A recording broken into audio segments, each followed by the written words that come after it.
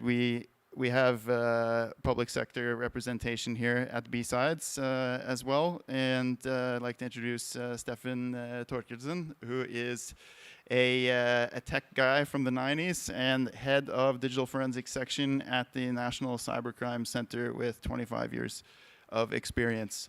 And sans CTF starting downstairs on the small stage during first break. So, all right, let's go.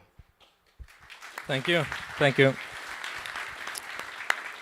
Okay, first, thank you for having me today. As you said, a tech guy. I started programming when I was 15, and I was in 95 or something. 90s, something like that. All right. Is about to talk about cybercrime fighting, but from a tech point of view. I would like to give you hopefully some new insights in what our capabilities are today. I will try to give you a glimpse of what did we do 20 years ago, what do we do to keep relevant? So, what's up?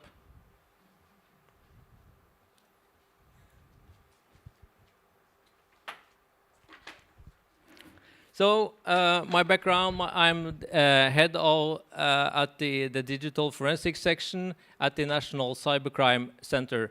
We have our headquarters here in Oslo. We are part of the National Criminal Investigation Service, that's NCIS. What we do is we assist the... All right, hang on.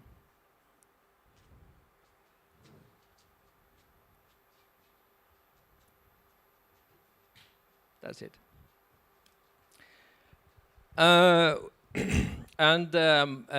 Okay, sorry about that. This is our headquarters, based in Oslo. Brand new building, quite nice. Actually, we started building and expanded a few weeks ago, and in 2 years we will move the rest of the NCIS into this building. My unit section is in the 6th floor, and when you will see some pictures, photos of what kind of equipment we got in that laboratory, you will wonder, why did you build such a laboratory in the 6th floor when the building is waving? Well, I won't answer it. It was not me to decide. All right, the NCIS, the National Criminal Investigation Service, that's investigation, not intelligence, all right? We are a special agency for fighting organized and serious crime. And just to give you a picture of what we do, in broad, we are 750 people. Half are police officers, half are engineers and other kind of non-police professions. We half are men, half are women.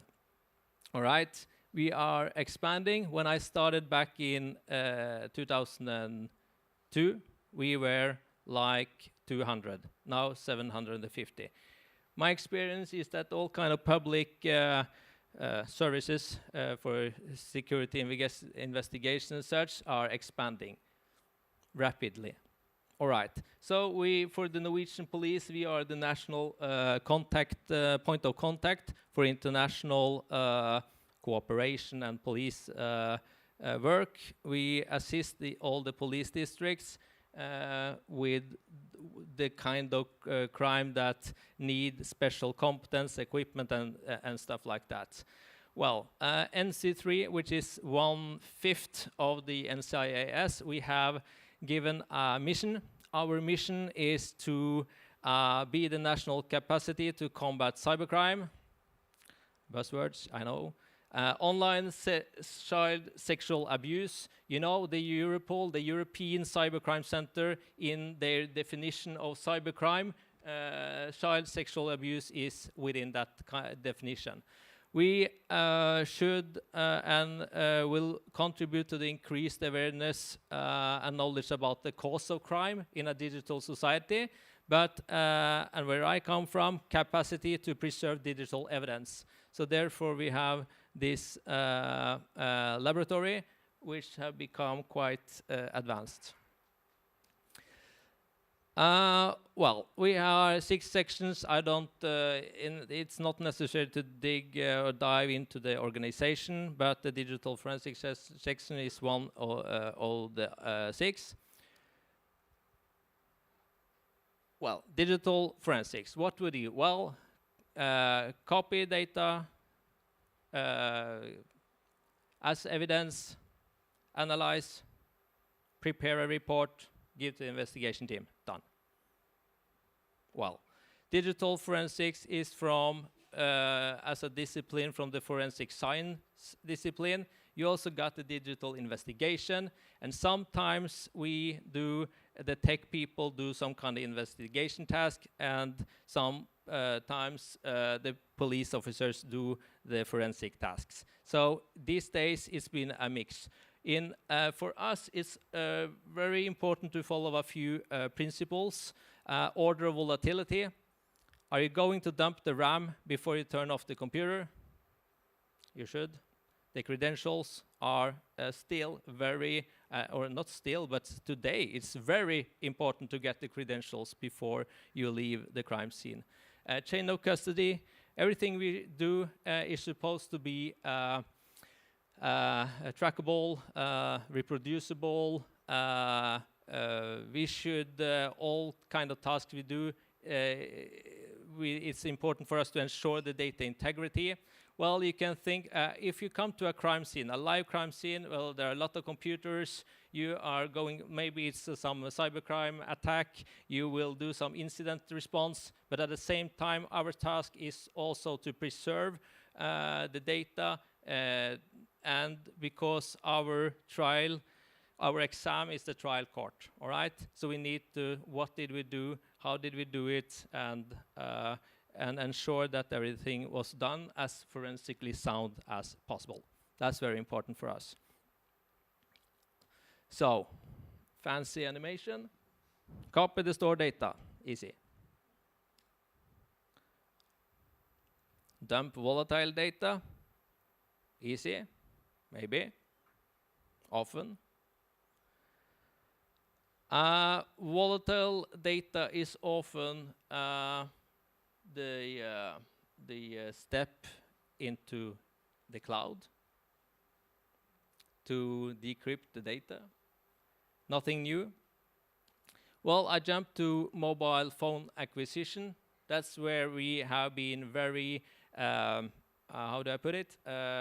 We have succeeded a lot because as having the national capacity for data acquisition, it's not only in the cybercrime cases, it's in the murder cases, in robberies, and all that kind of serious crime. Different levels of phone acquisition today. Manual extraction, logical, well, that's easy. Hex dumping, JTAG, other kind of interfaces. We look at the PCBs or external whatever, exposed something interface. Chip off is not used very often anymore. What is chip off? Well, do some desoldering, heat the PCB up, and the chip will go off. You can then, but hey, it's many vendors, many interfaces, many protocols, but yes, we do a lot of them. But chip off, well, today, as you know, hardware encryption is by default on, turned on. Also, you got encryption and all levels of software, stuff like that, so you got to be better. Micro read, all right, you can do some special equipment going deep into the ones and zeros. And level 6, what is that?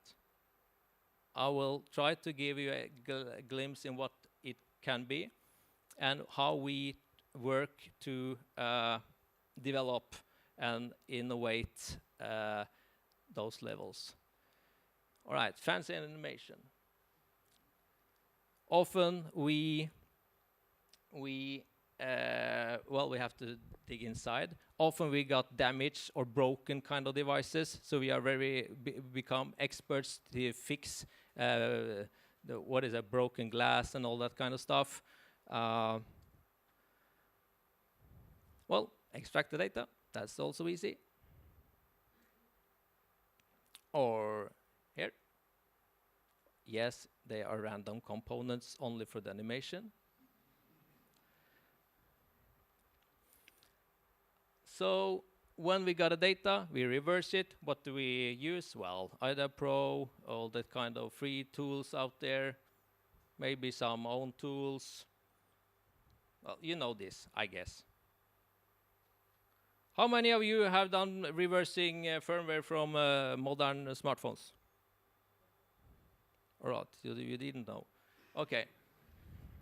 Or you won't tell me. Okay, but it's today is like finding the hole, jump through it, jump over the fence, because there are security measures all over the place. Okay. As I said, live forensics. I meant computer forensics. Today it's at a crime scene. It's balancing of doing live forensics and the incident response. You cannot turn off the computer. You cannot shut it down, because then the opened drives which are encrypted will well, you'll lose the passwords, the session keys. You lose your access into the data. What we are able to do as a police, we have by law different police methods to for evidence gathering. We can ask companies to give us the data. We can all kind of stuff. We can do lawful interception. What is that? Well, we can tap the phone. We can tap the internet wire if it's very, very serious crime. Also, a few years ago, the Norwegian police got the ability to do what is called some kind of surveillance at the device itself, because if you tap in the middle or outside the tunnel, you won't get the raw data. So what we are able to do is hack the phone, hack the computer, some kind of software in there, then read the data. Is it easy? No, it's not. Can we do it? Yes, we can do it. But I won't tell you any more stuff about that. My point here is that the forensic tools itself is not enough to get the access. You need to have all kind of police methods. And the main point here is that if police is meant to have ability to fight crime, you also need the tools or methods to do so. But of course, you have to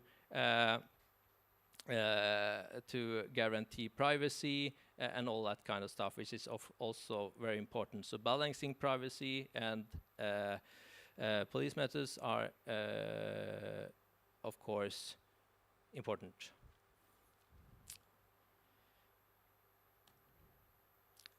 Well, back in 20 years ago, it was kind of a bunch of tech people did a lot of stuff. Windows 95, well, that's kind of easy. FAT32, kind of easy. And each investigator or tech person could do or handle a lot of different exhibits or devices. There was Nokia, Ericsson, and stuff like that, or vendors of phones. What we are experiencing now is that they are so specialized, so we need a team, one person fixing the software, firmware, maybe the only interface, the JTAG, and it's so advanced, it needs to be updated. One person is to fix the device before we open it, and stuff like that, and we need a coordinator to coordinate all.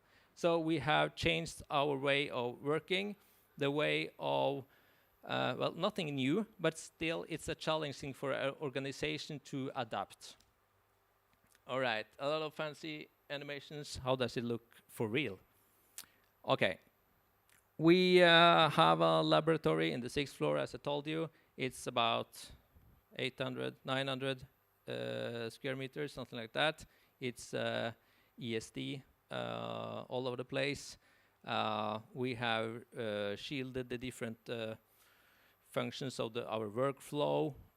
In this picture, we have a special room for handling dirty stuff, or I mean, we get exhibits, devices from all over different crime scenes.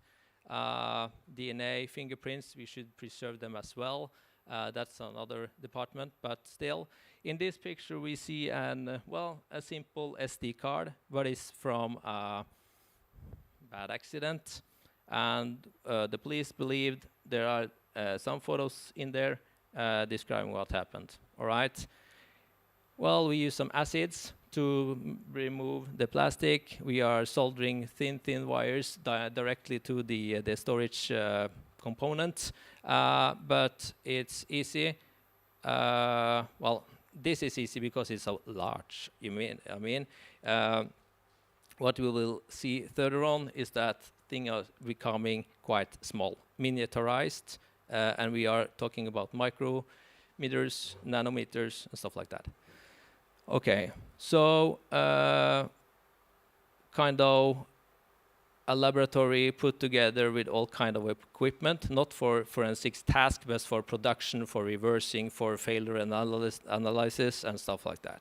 All right, here we got a phone, took everything out, I mean the PCB, the main board, and we had to remove broken components and do some hot swapping, or not hot actually, but cold swapping, resoldering in order to make it work again, so we could read out the data.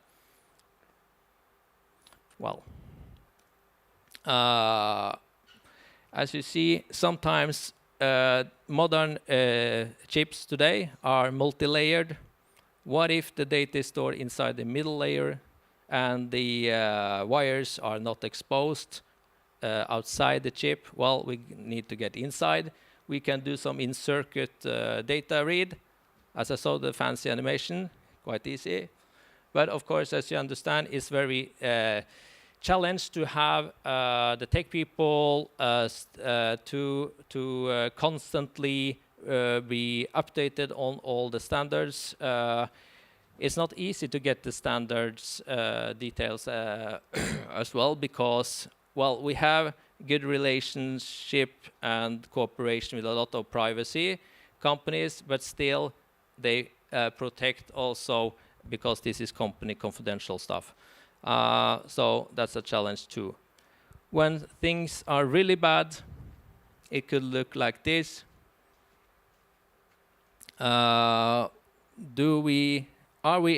Is it possible to read data from heavily burned stuff? Sometimes. We have a motto that we never give up. It's possible. We cannot say upfront it's impossible. All right? Broken device from another accident, and a boat with the navigation problem. Interesting challenge. What happens when electronic components are exposed to salt water and air, oxygen? Well, it will start to change, or so you have to be quick. You have to do it in the proper way. It's a good advice to transport all the components in the same environment stuff, like the water. Take a big bag, or not a bag, but a box with the same environment, and bring it. And when you're exposed to air, then clean it well. I won't go into that further. This is more, okay, a bunch of devices. Well, what an example of, well, what is this? Some sport watch, you know, tracking health data, GPS. The question here was murder case, all right, when did the heart stop to beat? Well, then we had to reverse this one. We took the hardware apart, the firmware, software, and everything, just to reverse the data formats in order to try to find out the specific timestamp for when the heartbeat seemed to stop. Okay, why is that important in an investigation? Well, if you are not sure when the time of death occurred, it's important to narrow down the time period of time for other kind of evidence gathering. Like so, if you thinking like reducing months to days or minutes, that's important. You can focus and narrow down the investigation. Actually, this was, well, it looks like, well, everybody can do this, except that there's a lot of protection mechanisms from the vendor side. So this is actually a quite advanced glitch attack we did. Please don't tell the vendors, but of course we protect how we do it. And the question, if we find some kind of vulnerabilities, we find a way in, do we tell the vendors? Do we tell the vendors? No. I don't think so. But we can. We are obliged to do it if there are serious stuff, if there are systems that are critical for some reason. Of course, we tell. That's important. This kind of stuff, nobody will. We don't expose our ways of doing what we actually did. That's not the point. We can tell the vendor. The vendor can also. We can just say, well, we got this dump. Can you help us, please? Or we will reverse it anyway. Can you please help us? Well, yes, we can. So often they do. Not always they don't. All right. I won't tell you about the glitch though. But we needed a Faraday room certified for 40, 50 gigahertz. We had an interesting setup for the side channel attack and the glitching. Actually, the Faraday room, we bought it for doing live forensics on equipment that is functioning, all right? So the signals, the online communication is not possible. But what we found out that when we are doing some very low level signaling in the, it was cancelled, or it was polluted with signals from the railway, from the subway and everything. So we are doing a lot of stuff inside the Faraday room now. So opposite use. But okay, what am I actually talking about? Well, today it's about, for us, about getting access to the data from the technical point of view. So you can, of course, through internet, you can get evidence. You can have through software, through hardware. Okay, nothing new. But forensics to us and data acquisition is about finding vulnerabilities, all right? Then the digital forensic discipline is starting to mix a lot with other kind of disciplines, like cybersecurity and in general.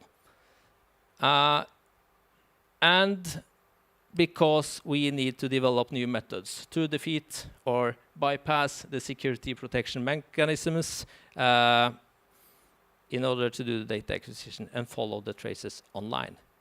We thought 10 years ago, is device hardware forensics very important because everything is in the cloud? Yes, as a stepping stone or as an entrance to online data, it's still very, very of high value. So, can we do all this kind of stuff alone? Oh, I don't think we should. The public and the private cooperation and collaboration is very important.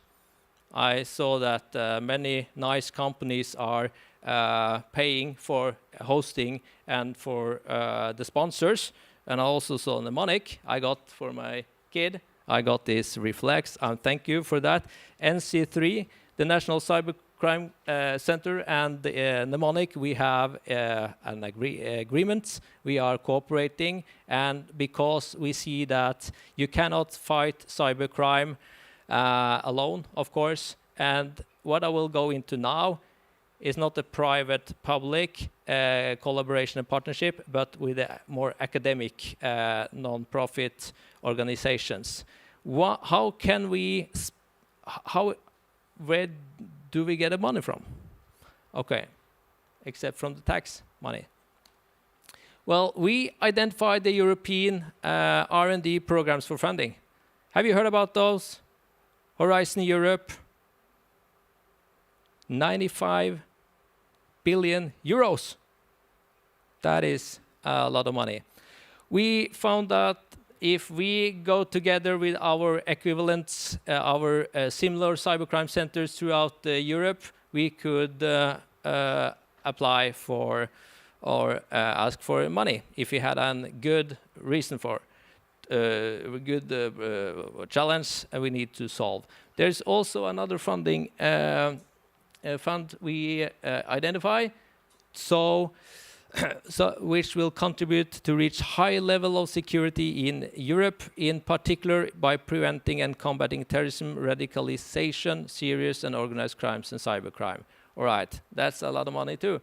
So what we did, we get together a bunch of mix of law enforcement agencies, academics, and 3 private companies, not in a way.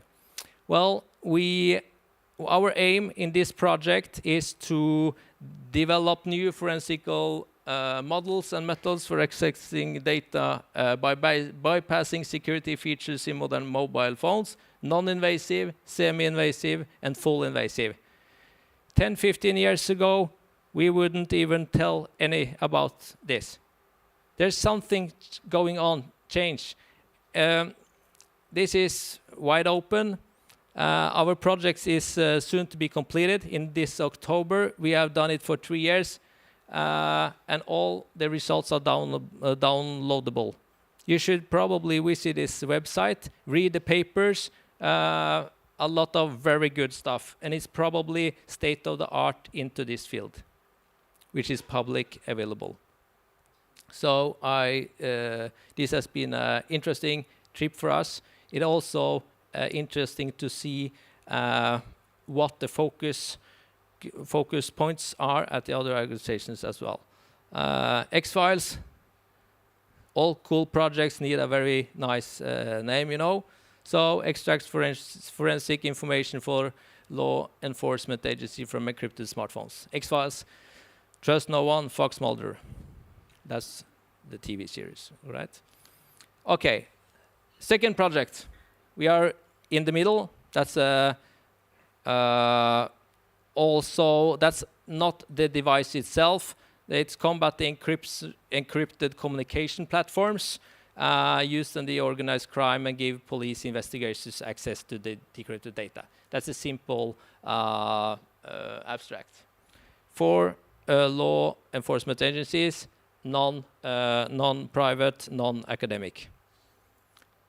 We haven't published anything so far, but that's also kind of interesting. That's more into the cloud, you know, so that's interesting. And the third, that's forensic reverse engineering of silicon chips. Norway is one of the most digitized countries in the world. We see a lot of modern electronics as exhibits in use by the criminals. We cannot have a low ambition. Our ambition is to be able to extract data from whatever that comes on our table. So this aim is we are perform fully invasive operation on leading edge semiconductor devices, develop necessary tools and methods to attack the hardware chips, chain of trust and advance the capability of extracting user data from highly integrated devices. Okay? And we are going to publish a lot of stuff there too. So I'm wondering how the industry will react upon this.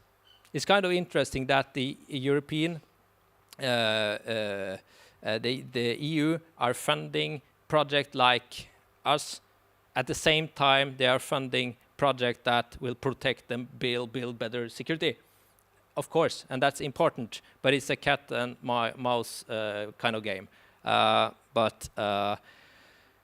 Well, that's interesting. And we just started this last week.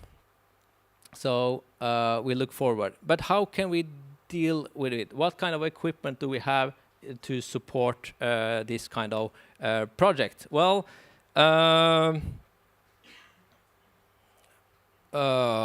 we established a nano lab. We bought a scanning electron microscope with the focus ion beam, lapping machines, ultracollimators. We had a lot of stuff from back in the days, and now they're all coming together to work on a very small scale, physics scale. All right.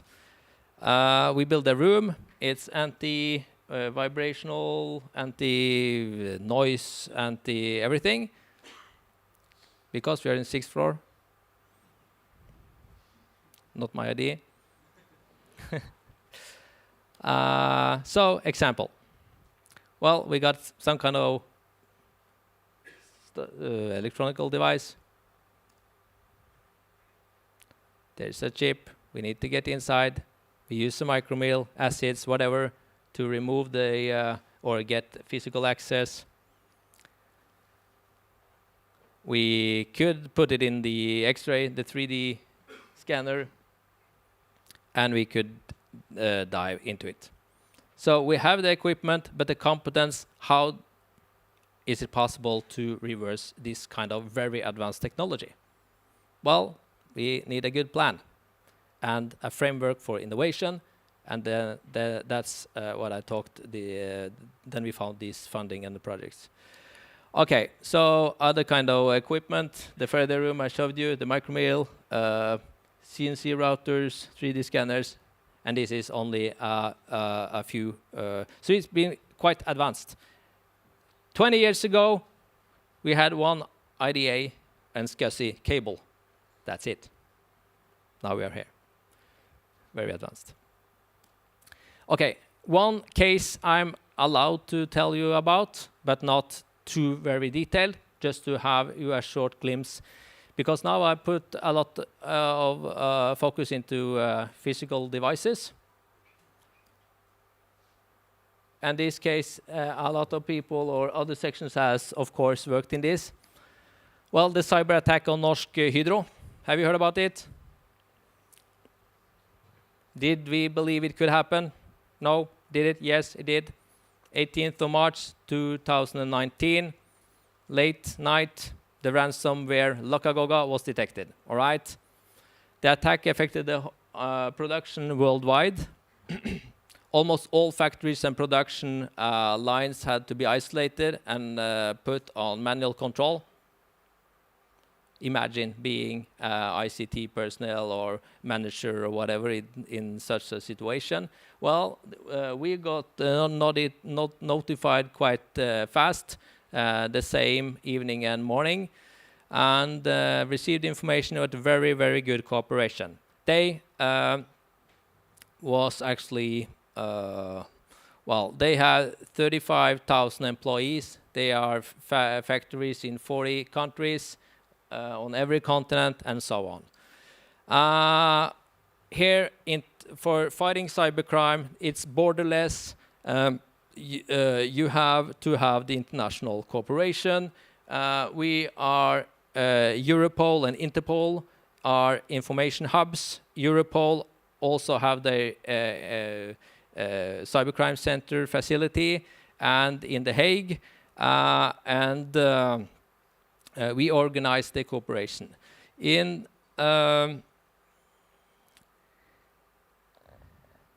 of course, a very big case in a very few slides, but still. The main focus is to collect information through the hardware acquisition, through online acquisition, and also cooperation data from others too. There were a lot of command and control servers, live forensics, you cannot shut it down. What about the network forensics? All disciplines at once at not only, well, one crime scene, but systems all over the world. So cooperation between technical people and the police officer, investigators, the money trail, ransomware, money, how do you track the money if it's encrypted? It was easy back then, but now with crypto money, it's a more difficult task. But still,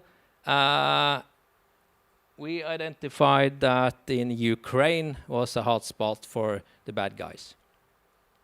So we have a very close and very good cooperation with the Ukrainian police, even if they, as you all know, they are in a very difficult situation, but still they are heavily cooperating and in this operation as well. We actually caught the bad guys here. We had, and there was a big targeted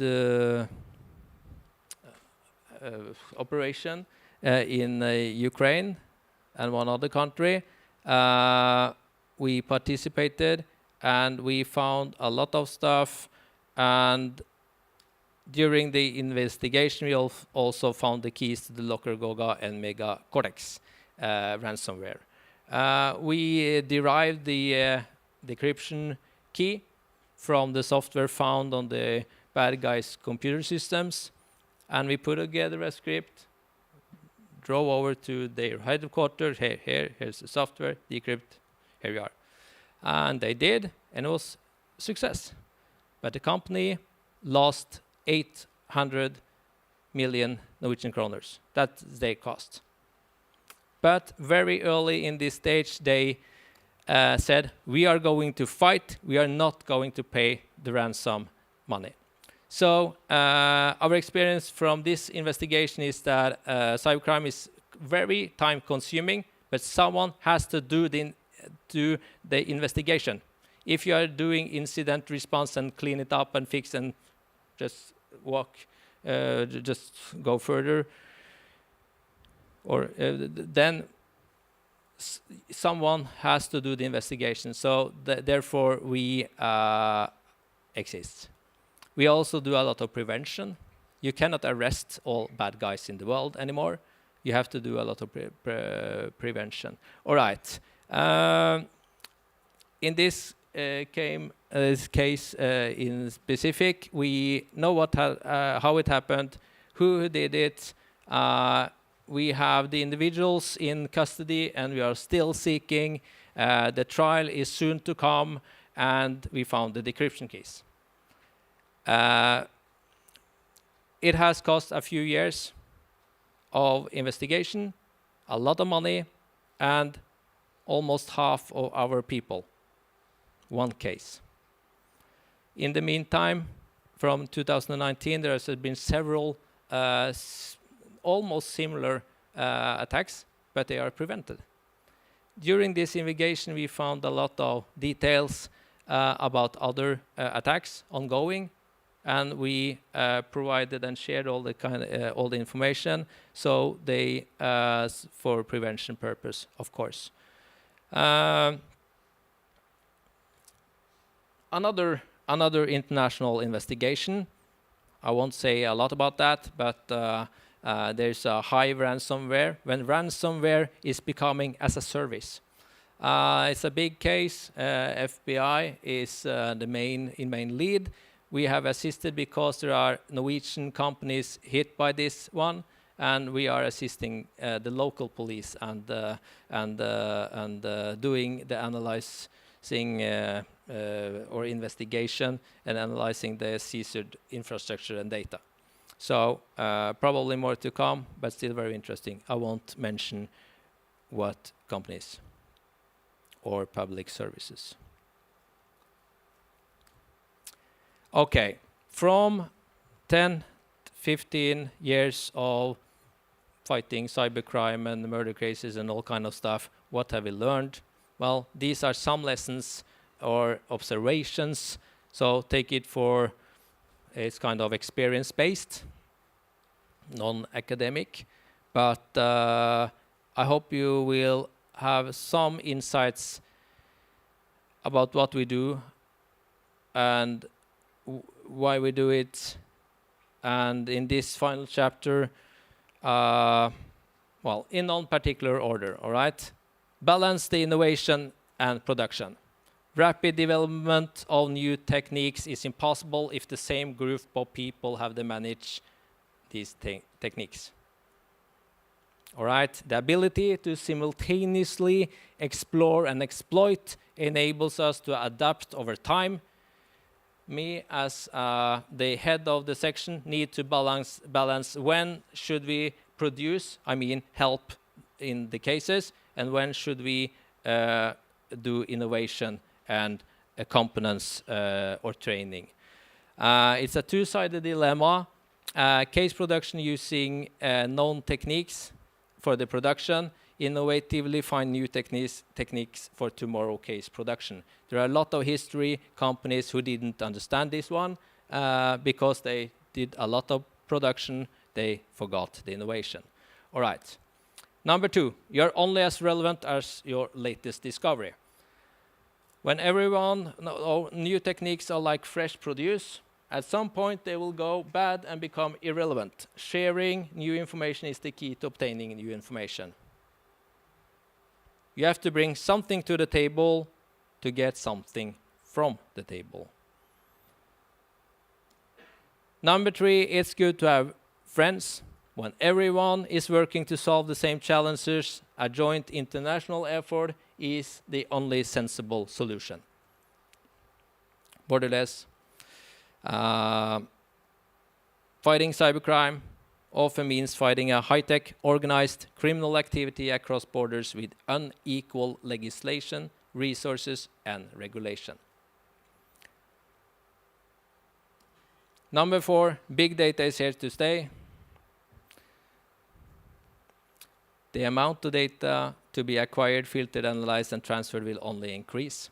We have experience using the transformers technology, you know, the ChatGPT stuff, for training with a large language model for in the Norwegian language and put it inside a lot of case documents. That's kind of interesting and powerful technology. Not intelligent, I know, but it's a very nice way of search after or quickly find the needle in the haystack. Okay, so number 5, the technological evolution will determine your focus areas. Therefore, we are focusing all the hard stuff that are hitting us through the cases. In order to stay ahead in the game of cybercrime, you have to continuously research and develop new methods, techniques, and knowledge. Yeah, this is known stuff, but anyway. Number 6, encryption is mostly bad for law enforcement. Encryption makes data harder to obtain. However, once decrypted, the data may prove extremely valuable. We have seen that in many cases. Criminals talk openly on encrypted platforms and consider them very safe. But it's very expensive to defeat security mechanisms. Number 7, 0 days, O days are hard currency. Finding vulnerabilities, finding an exploit and weaponizing an exploit will provide you with an extremely useful and attractive solution. Commercial tools are not always up to date.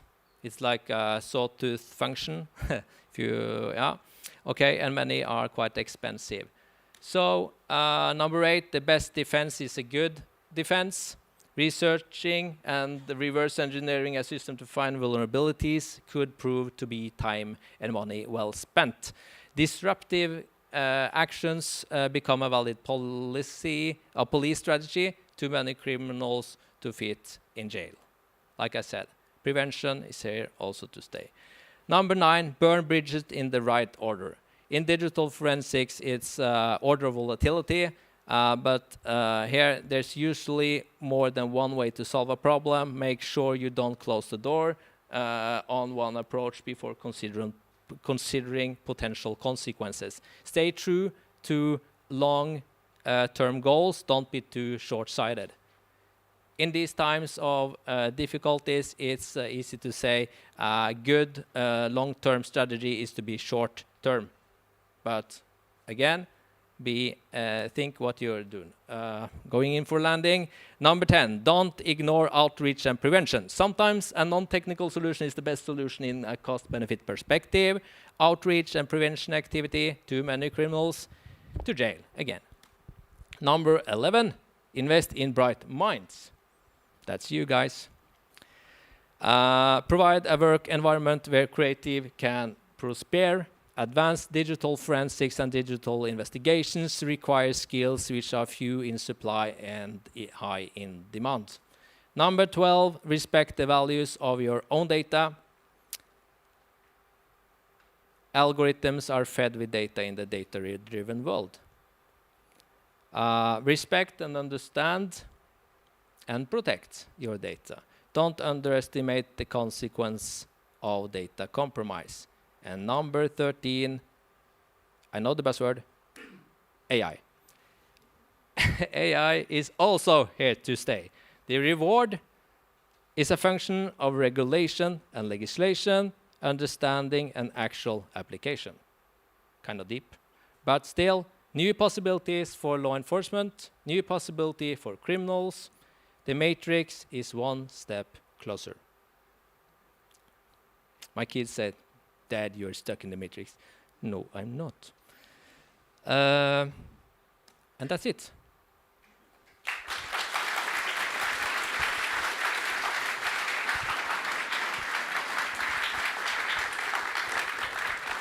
Thank you very much. Have a little gift for you. Thank you for coming and sharing some of those pictures of burnt chips and stuff. I'm glad that most of us don't have to work with the things that have been in a plane crash and recovered from a sunken vessel. In the interest of time, respect to our next speakers, unfortunately we don't have time for questions right now, but I hope you will stick around and chat with some folks during the break. I will stick around. I'll be here for the whole day. I was thinking. Yeah. Great. Thank you. Let's give it up.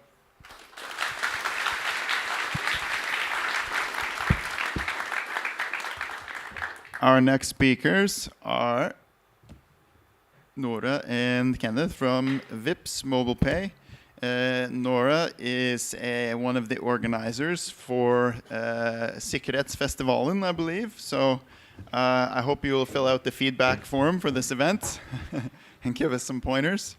And Kenneth is a manager, engineering manager and developer with 20 years of experience and one of the key people on development of Vipps Auth app. So we all know Vipps if we're spending any time in Norway. So interested to hear how the technology that we use and trust to send money and receive money is secured. It's secure, right? It's totally secure. Good. Yeah, thanks for coming, guys. And there are chairs on the top. I can't see them now because the lights are shining on me, but some people were standing at the back. There are chairs upstairs as well, so we should have enough chairs for everybody. I saw some people moving chairs around. I don't think we need to move any chairs, hopefully.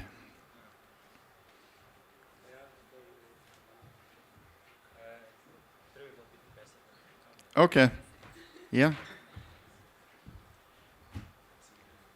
Have some technical swapping to do last minute here.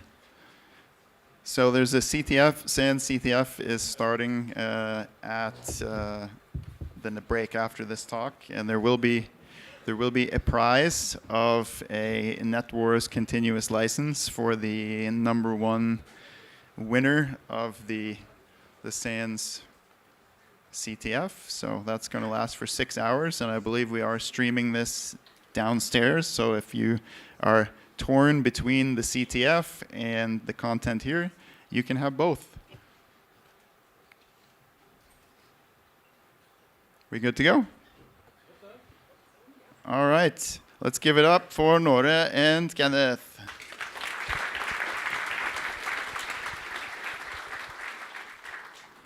All right, thank you so much. Thank you for the introduction. So yes, we are Nora and Kenneth here to talk about API security today, or more specifically, security at high speeds, how VIPs secures their APIs or our APIs. And even more specifically than that, we are going to talk about PSD2 compliant login systems. Now, yeah, we know this is a very niche topic, so we are going to try to get into some of the technical details, but also lift our view a bit and have some key takeaways that hopefully everyone can take with them, even if you're not working with these systems specifically. And now Kenneth will tell you a bit about the agenda. Yes, so here's the agenda we have for you today.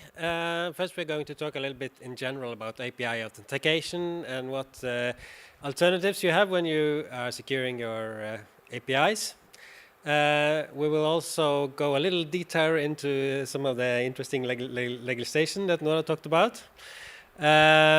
Before we dive into zero knowledge proof algorithms and how that is applied in the VIPs login system.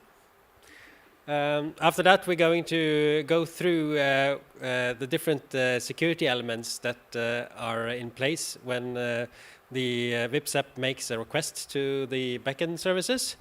And also, we will go a little bit into what happens on the client side. What kind of threats are there on the client side, and how can you mitigate it from the backend? Lastly, we will be speaking a bit about availability and how to stay up in periods of very high load. Right. All right, so first of all, is anyone here from abroad and maybe doesn't know what VIPs is? Oh yes, okay, all right. So to explain it quickly, VIPs is known in Norway as a payment system mostly. So it is a way to easily send money to your friends and family, and also you can pay with VIPs online. And VIPs does a lot of other things, but these are kind of the main areas that people usually think about. And it's kind of fun to work at VIPs in Norway because many people know about this. So you often get some kind of questions about the different types of things. So for example, sometimes we get asked, how do I add a pay with VIPs button on my website? Or one time someone asked me, how can they remove someone from a group settlement where you share expenses? Because we were at a party and he had accidentally put his real estate agent in a group for the party expenses. And apparently it was not possible to remove people from the group. Yeah, I didn't know anything about this particular feature, but yeah. And I think one of the most fun questions to get is that sometimes people ask, oh, but why do you even work at VIPs? Because isn't the app already finished? What else could there possibly be to do there? And I think for those people, it can be extra shocking to hear that what Kenneth and I work with, it is basically this. Yes. Looks very impressive here. 3 dots on a screen. And just to say it also, Kenneth and I, we don't even make these 3 dots. We are not front-end developers. This is the app and front-end developers that do. So people can wonder oh, but what do you actually do? Do you need so many people to work on this? But yes, what you see here, this is the login system to the VIPs app. So for those who don't know, what you do is that you can scan your fingerprint or Face ID or write a 4-digit PIN. And then you will see 3 dots on the screen, and you will get logged in. And what Kenneth and I work on is the login system that works in the background here, so behind these 3 dots. And yes, this might still seem very simple, do you need a whole team working on this? And just a disclaimer, we work on a few other things too, but yeah. But yes, to create this login system, you actually have to be able to answer some quite big philosophical questions. So you have to be able to answer if it is possible to have a conversation, if someone is always listening, a secret conversation. You also have to be able to answer, is it possible to share that you know a secret without revealing any information about the secret at all? So without saying anything about what it is or why it is true. And the last philosophical question of all, how to become PSD2 compliant? Yes. And for us, the answer to these questions was our login system, Vinx. And the name Vinx, it comes from combining the word sphinx, sorry, yes, combining the word sphinx with a V for VIPs. And this is because in Egyptian mythology, the Sphinx is the protector of the pyramids, just in the same way as our login system is the protector of all other VIPs APIs. So we thought the Sphinx would be a nice mascot to use, to use for the system. And Vinx, it needs to live up to some quite high requirements because we actually have 1.2 billion authentications per year. If we got billion and million, yeah, it is 1.2 billion authentications per year. So the system needs to be able to scale quite well. It needs to handle a lot of traffic. And again, to reach any other API in VIPs, so to do anything else in VIPs, you need to go through Vinx first. And this means that the system, it needs to be quite quick. So here it was not an alternative to make a really slow login system that's very secure. It needs to be fast because otherwise users, they would just drop off. So we needed to find some way to combine the security and speed of the system. And also Vinx has to scale quite well. And we will explain this in the end of the presentation, but sometimes we basically get almost like a DDoS attack on Vinx. So the system needs to be quick and scale well. Yes, and before I go into more, or we go into more about how Vinx works, we are just going to take a quick detour and talk about API authentication in general. Now, this might be well known for many of you, but we just want to be on the same page before we start with the rest. So, if you have some API that doesn't have any authentication at all, then you will have some URL, and anyone in the world can go to this URL and get the information that's served behind it. So APIs with no authentication are just a URL where anyone can ask, okay, give me some data for this user, and they will get the data back. And you can secure APIs or add authentication on different levels. So the easiest level is to maybe add a username and password. So you could tell people, okay, you can go to this URL, but you also need to provide a username and password to get the data back. And as many of you probably know, there are some security issues with this. So if you only use username and passwords, they can be brute force, they can be phished. There are many things that can go wrong here. So another way to secure an API is that you could ask users that, okay, you need to provide an API key to get access to data from this URL. And an API key, it looks a bit different than usernames and passwords. It can look a bit like gibberish with letters and numbers. So it might look like it is more secure, but actually API keys, they have many of the same security problems as usernames and passwords because they can also be brute forced, phished, they can be stolen in many different ways. So what many APIs do is that they require something called an access token to get data from the API. And an access token can look a bit like an API key. There are also some letters and numbers, and you usually send it in a request header called the authorization header.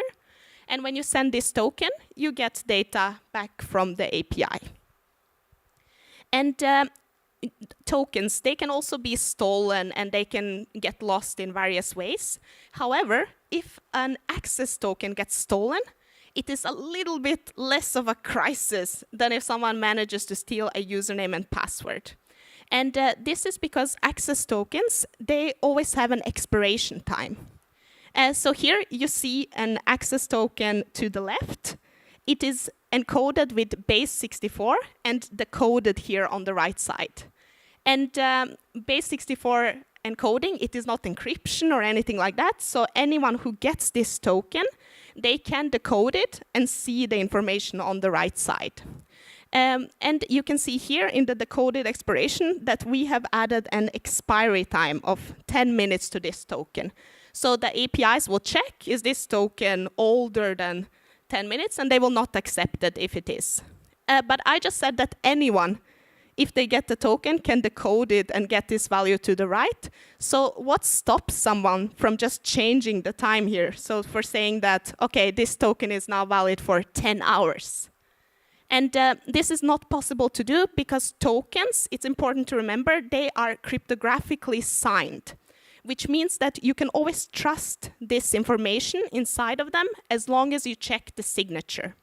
So, for example, our login system Wings, it also signs tokens with Wings' private key, and then anyone can check that that token actually comes from the Wings system, and they can trust that this information here is correct.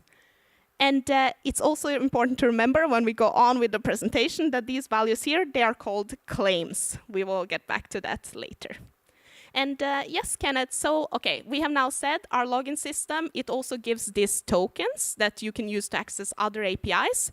But this is not something new. There are many login systems that do this, like login with Facebook, login with Twitter. So can you say a bit more about why don't we just have login with Facebook to log into the Vipps app? Yes, I can say a little bit about that, but first I need to take this little detour into the topic that I know you have been waiting for, to learn a little bit more about EU directives, and namely the PSD2 directive. This is the Payment Services Directive and its second iteration. And it was enacted in Norwegian legislation in 2019. And this sets some central requirements for everybody who do payment processing, like we do. Those are strong customer authentication. We must really be sure that we know who the customer is, who is actually performing this transaction. And it sets some specific requirements on how we must verify this. One of the most important is that we must always use multi-factor authentication. So a PIN code or biometrics together with some possession elements like knowing that you have the phone or something like that. And also, we must be able to provide a mechanism called dynamic linking. And that is that not only must we make sure that the customer, the user is who we think it is, but we also must be able to prove that this user approved this particular payment transaction.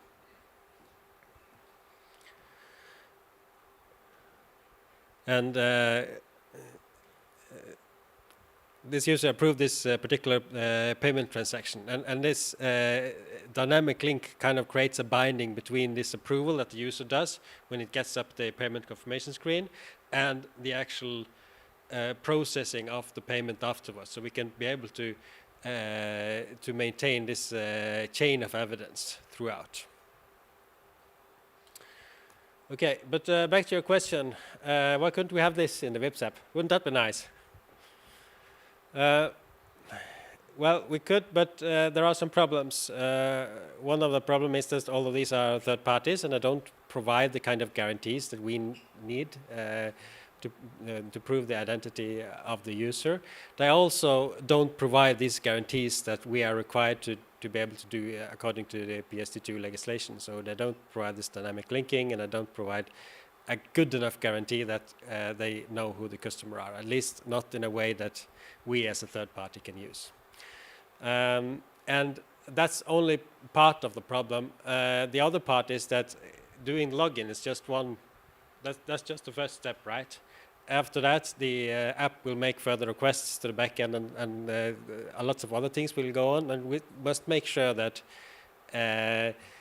it is still the same party that is talking to us. There has not been a man in the middle. Somebody hasn't taken over the conversation midways. So there's a lot of other mechanisms that we add to make sure that we have control over the situation. So that is why you won't see sign in with the GitHub button in the VIPS app soon. Okay, zero knowledge proofs. Sounds like a quite academic topic, but you're going to explain it in a nice and easy way? Yes. So far, we have established that we have this login system Vinx, and that if a user manages to prove their identity, they will get some access tokens from Vinx. And the question is now, what happens in between here? So how does a user in our login system manage to prove that they are who they actually say they are? And what we use in Vinx is something called the SRP algorithm, and it is based on a concept which is called zero knowledge proof. And zero knowledge proof, that is a way to prove that you know some secret without revealing any information about the secret at all. So if you remember, this was one of the philosophical questions that we asked in the beginning. And Kenneth will go more into details about how this works, but I will try to explain it on more of a high level with an analogy. So the way you can think of zero knowledge proof is that you can imagine this. So imagine that you have a colorblind friend and you have a red and green ball. So is there some way to prove to your friend that these two balls are actually different without him being able to see the colors or see the secret? And here is how the proof system works. So what you could do is that your friend could put the balls behind his back, and then he could place one of them forward, and then put it behind his back again, and place it another one or the same one forward again. And each time, he will ask you, have I switched out the balls this time?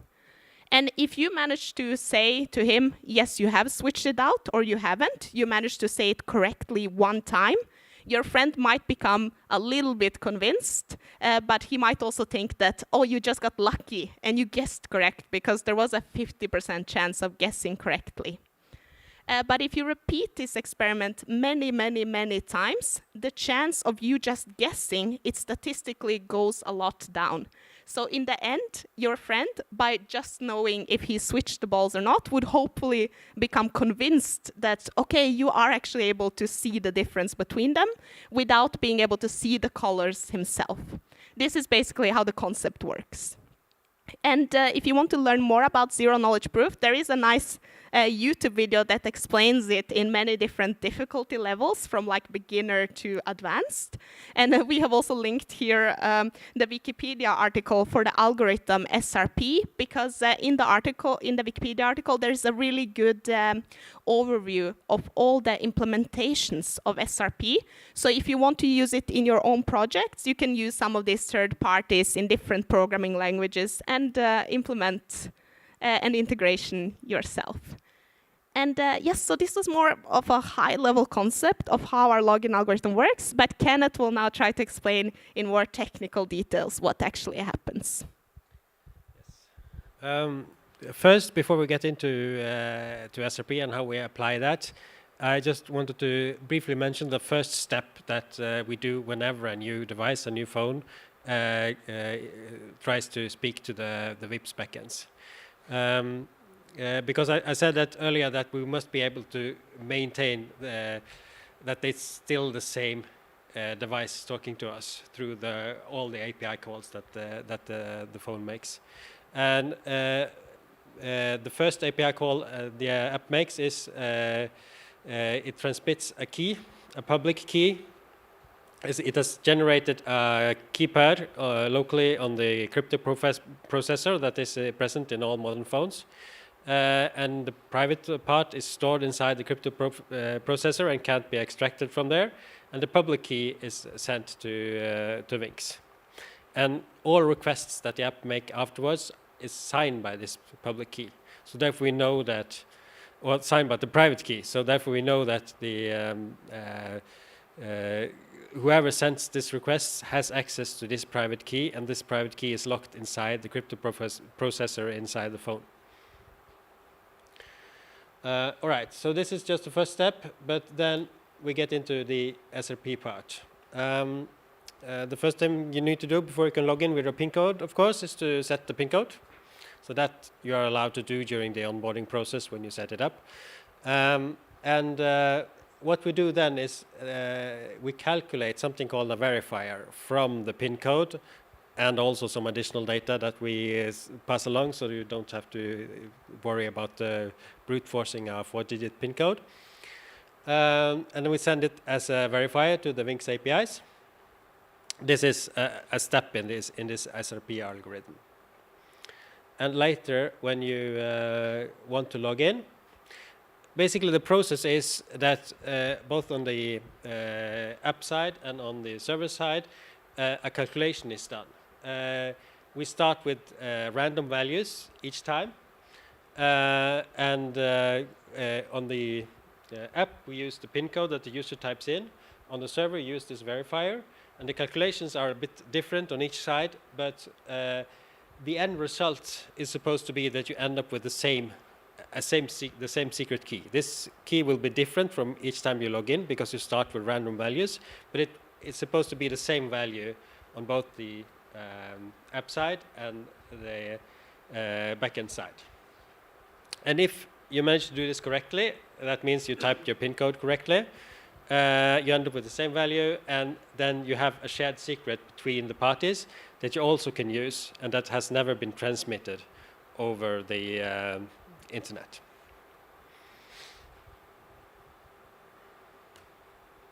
Yes. After a successful login, Wings emits or issues tokens, just as many other systems do. You get an access token, which is short-lived, and you get a refresh token that you use the next time you start up your app after doing something else for a while. The refresh token is only used with Wings itself, but the access token is passed to all the other WIPS APIs, and they check that it's the correct access token that is sent, and that it's not expired, and so on. Yes. And then I told you earlier about this dynamic linking requirement that we have, that we need to make sure that the user has actually confirmed the payment transaction. We do that via what is basically a regular login, but when you use your fingerprint or Face ID or PIN code to confirm the payment on the payment screen, when the app logs in, then it passes some key data from the payment along with the login request to Wings. And if the login is successful, then that data is embedded into the access token. And then later, when the payment confirmation API call is actually made, we have the data in the access token for the payment, and it's supposed to match the actual payment being performed. So that means that you can't use one payment confirmation for one payment to confirm or have another payment process. You can't edit the amount or the recipient or anything like that. Yes, this was a high-level overview. Now I'm going a bit more into the details about the different security elements that we have in a request to the WIPS backend. So we have talked a bit about the access token and the refresh token that is issued by Wings. I also briefly mentioned that we sign each request with this private key that is created when the app first contacts the WIPS backend.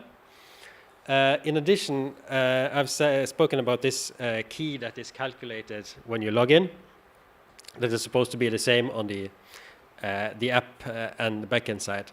And these are all present in a request to the backend, and are used to prove different things. So we have the request signature that is locked, that is locking the request, so that you can modify the request and reuse it on a different signature.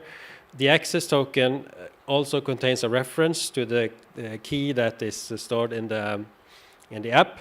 You have this MFA signature, and it's used to prove that whoever can make this signature correctly was present or was the one that actually did the login sequence. And all of these elements are linked together, so you can't take one out and reuse it on another device or in another situation. So for instance, you can't take the access token from one request and use it to make the same request on a different phone, because there will be a mismatch. And you can't do two different requests on the same phone, but change the details. That won't work either. So this is how a typical payment confirmation request could look. And we have this access token here in the authorization header. It contains, in the just subject claim, it contains this key identifier that I talked about, this identifier of the key that is just stored in the crypto processor on the phone. And it can also contain the payment details if this is a payment confirmation. And then we have the request signature, and that is basically a sign over all the key data and requests. You have the URL and the method, the post method here, and the hash of the request body itself. And it also references then this private key that you have on the phone. And you have the hash here as well that the server that will then verify. And you have this MFA signature that is connected to the shared secret that you that is calculated during the login. And it is linked to the access token, so you can't take that and reuse it with a different access token either.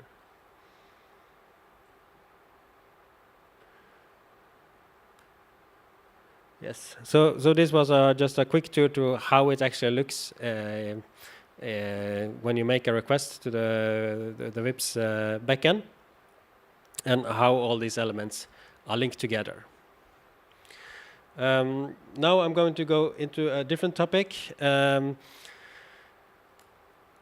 When I first started working at WIPS, I was thinking, okay, I'm a backend developer. My job is to make secure APIs, and if the API is secure and there's no known holes in it, then my job is done, right? I don't need to care about what happens on the client side and whether the client has a compromise, because that's the user's concern, right? Whether the user has a hacked app or whatever, I don't care too much about that. I just don't trust the client side, and then I'm fine. But when you work with this kind of like high-value systems that are very attractive to criminals, and where you have a large user base that is not educated in computer security, like we do with WIPS, that is not good enough. We must actually care about what happens on the client side. We must actually help users so they are not victim of different kinds of fraud that can result from having a compromised phone, for example.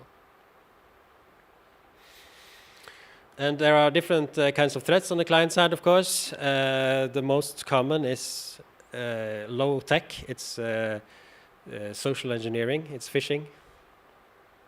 But it's also possible to hack the app, of course, and modify it.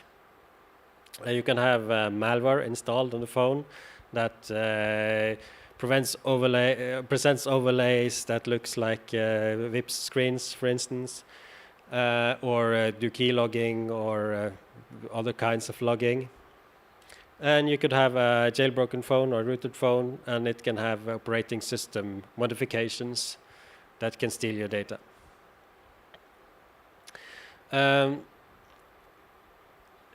From like when you're on the back end trying to defend against all of these, it becomes kind of a cat and mouse game. It's it's not as black as white as for API security, where you either are secure as far as you know, or you have a hole and must fix it.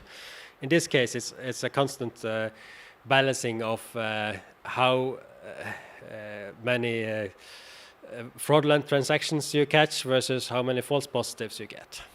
So we don't want to annoy the users either.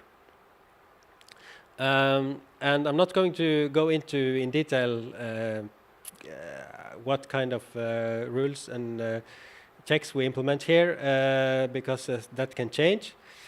But there's one mechanism I would want to go into, and that is that we use remote attestations. That is a feature that is present in both Android phones and iOS phones, and where you basically ask the phone to present to give you an attestation that verifies that the environment that it's running on, the operating system and the app itself hasn't been modified. So the app will basically make a request to Google or Apple, and that request will then be sent to the Wings APIs, and we will validate that it really came from Google or Apple, and that the attributes, the information inside, says that this device, an app, can be trusted. And if this check fails, then the device is blocked from speaking with the WIPS APIs.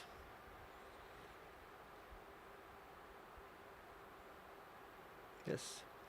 And then the last topic, availability and how to stay available. Yes. So at WIPS, we have some very high traffic days where we suddenly get a lot more requests than usual.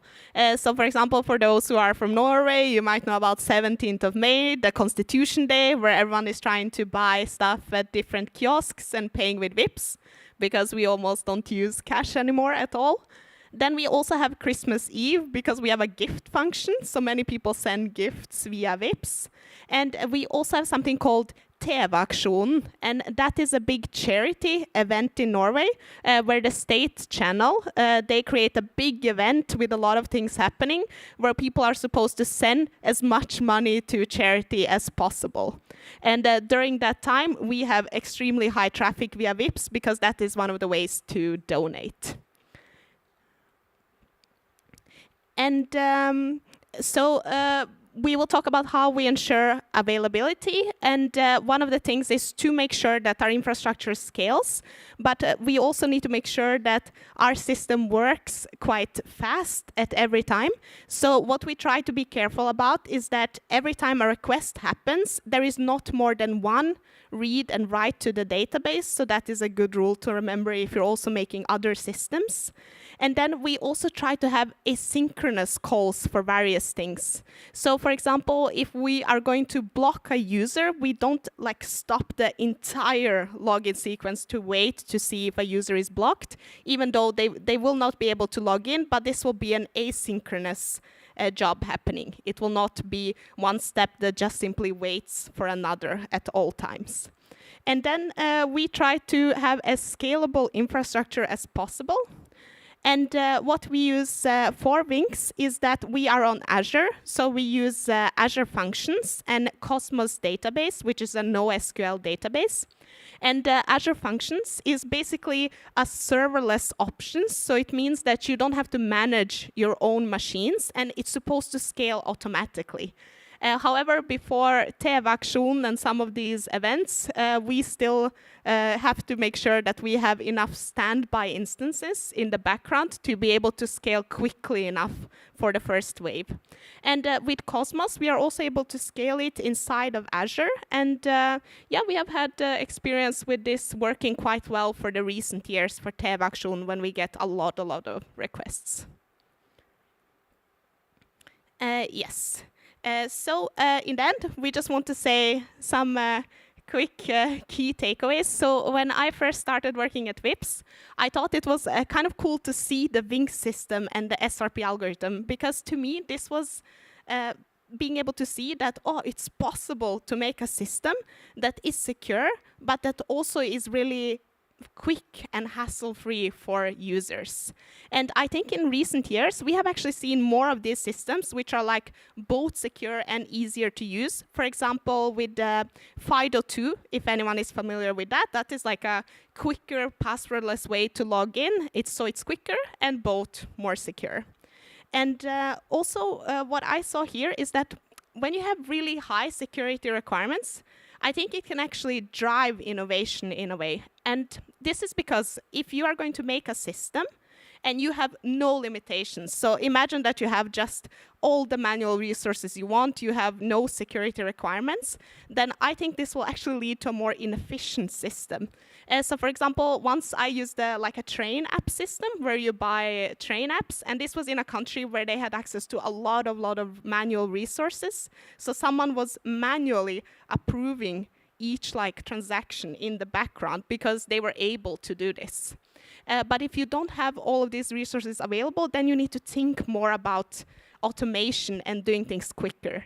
So I know I hear from some people that maybe all these requirements that we have, all these regulations and security requirements in the Norway and in the EU, it will just slow us down, we will fall behind. But I think actually quite the opposite will happen, because I believe these limitations will lead to more high-tech solutions, because there is simply no other way to get this done. Yes, this was everything from us. Thank you so much.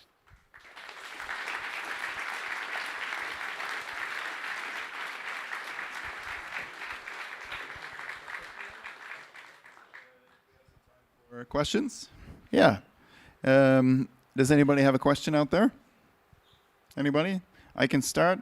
Oh, okay, we got one right down here in front. Easy peasy. Hi.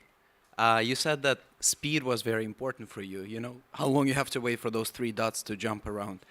But could you make the system slower but simpler instead? Could you choose different trade-offs and make the system more understandable, for example? To make the system more understandable.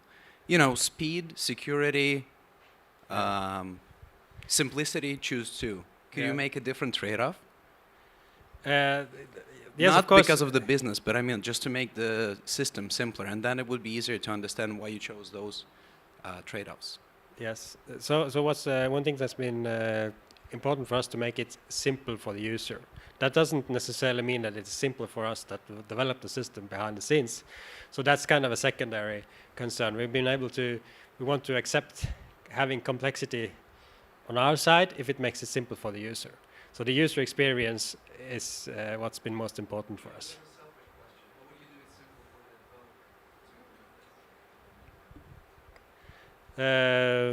Yeah. Well, you could use. You could. The question was, how could we make it easier for ourselves, if you wanted.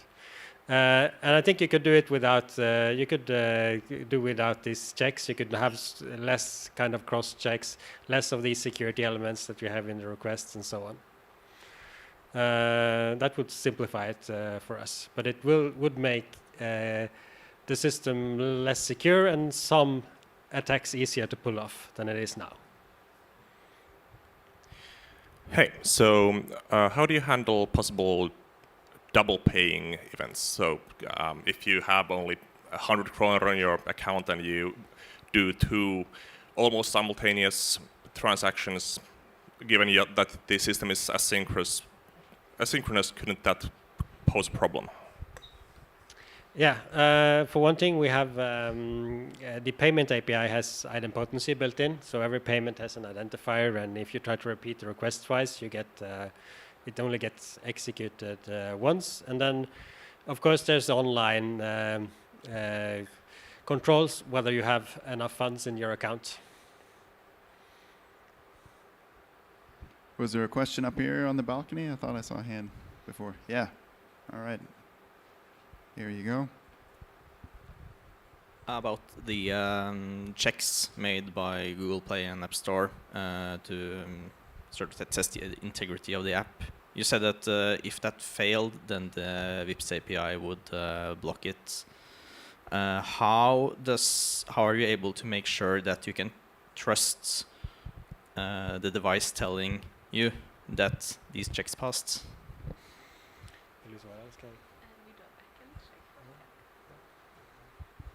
To work with these attestations, we do a backend check to see if this is reliable. So it's not just the app telling the backend that, and we blindly trusting that.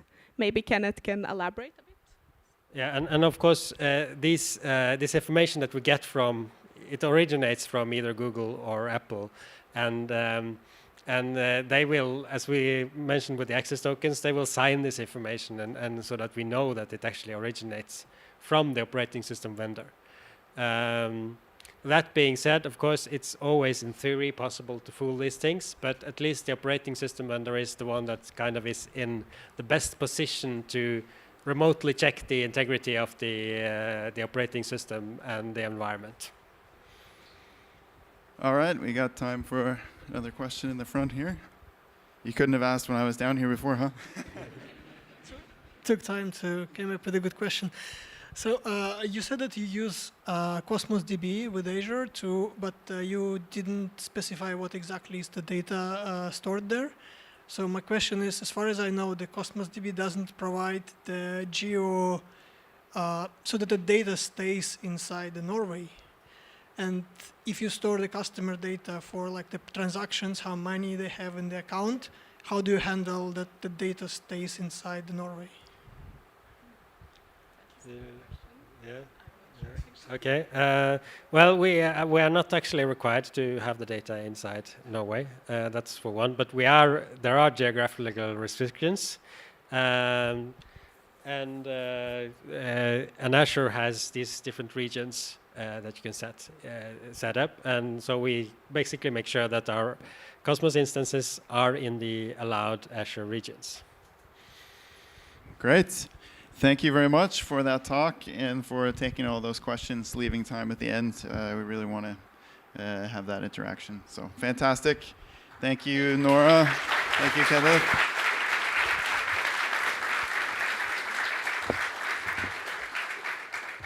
So now we have a 15-minute break. CTF is starting. Grab a cinnamon bun, grab some fruit, and they'll be back in 15 if you want to catch the next talk up here.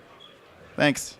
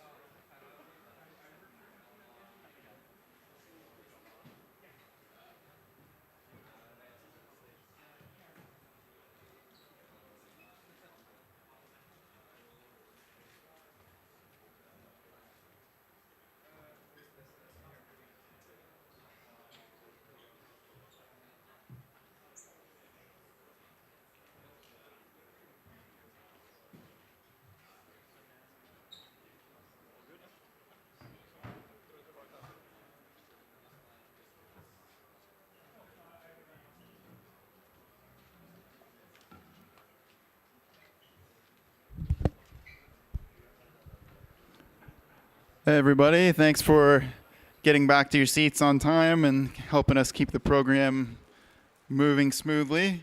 I just want to quickly, again, thank our sponsors, especially our gold sponsors, Mnemonic, Sparebank, Defendable, and Remarkable. I also want to thank all of our speakers and volunteers. We have several volunteers and participants from Elvebakken videregående, local high school, very close by. Is there anyone from Elvebakken in the room? No? They're still eating cinnamon buns downstairs, but it's this is part of what we're all about here, is trying to support and expand this community. So, next talk is more authentication. You can never have too much authentication. So Tobias is our first Swede of the day. Thank you. What an honor. Thank you. It was bound to happen sooner or later. Thank you for agreeing to join us here today and continuing this dive into authentication. Yep. Thank you. I'm glad to be here at BSides, and there will be more on the same topic as the previous presentation. So that was how VIP secure their APIs, and the focus was on a mobile client.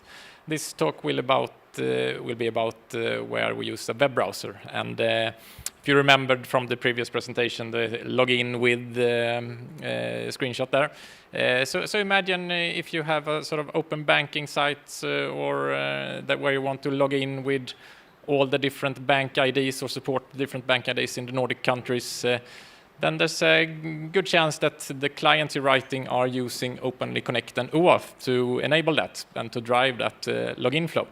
And if you follow the best current practices for this, then you will use a backend for frontend pattern. And I will talk more about that later on. And this talk is about security weaknesses and pitfalls, mistakes that are easy to make, even if you sort of have done your best and know the specs.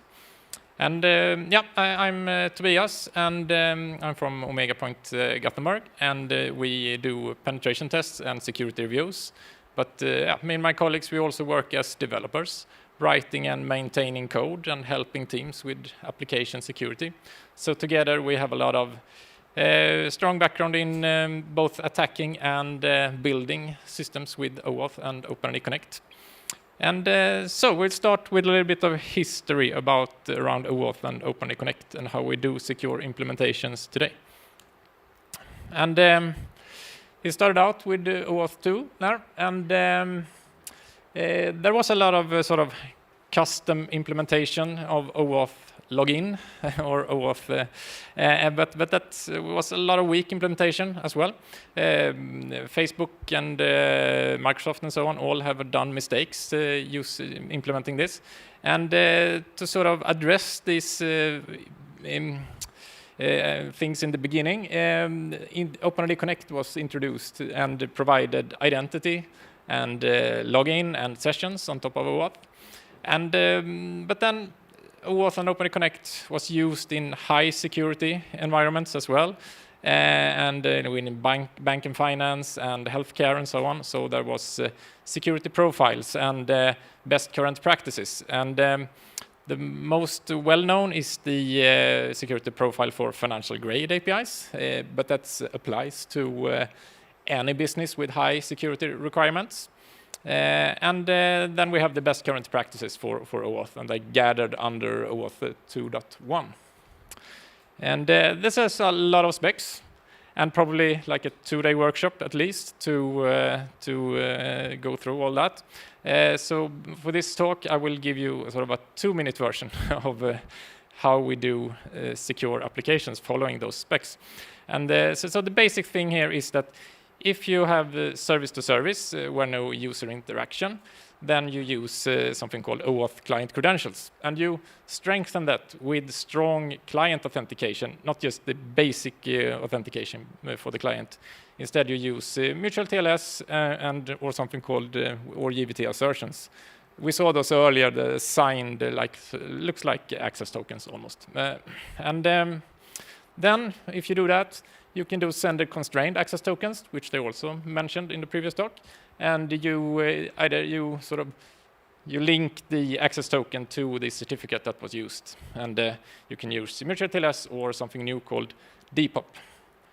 And of course, you should have short-lived access tokens and sort of follow least privilege. And especially for third-party clients within banking and finance, maybe concerning the PSD2 directive, you should definitely consider reference tokens to not leak information outside your organization and being able to revoke the tokens fast. So that was the service to service. And when we have users, then it's more complicated. And we use the code flow. And the auth code flow is when you just want to have consent to delegate authorization to a third-party application, for instance. But when we do login, it's OpenID Connect code. It's a similar flow, and we want to really distinguish between the two here. The things I will talk about concerns them both. And we can, since we use this BFF pattern, we have a confidential client, a backend client. This means that we can use the same hardening techniques as we did with the client credentials there. So we can apply things like strong client authentication and send constrained access tokens, even if the user is using a web browser. And of course, we should follow the best current practices and FOPI and apply additional protections with the code flow. PXE is mandatory. PAR should be used, but it's kind of new. Very few support it today.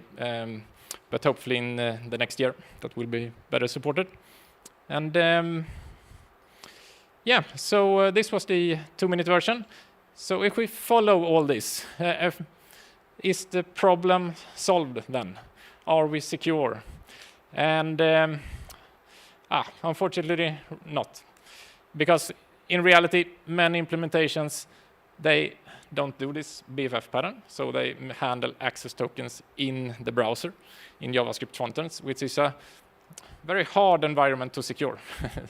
So it's very hard. You can't keep secrets there, and so you should avoid having tokens there at all, if you can.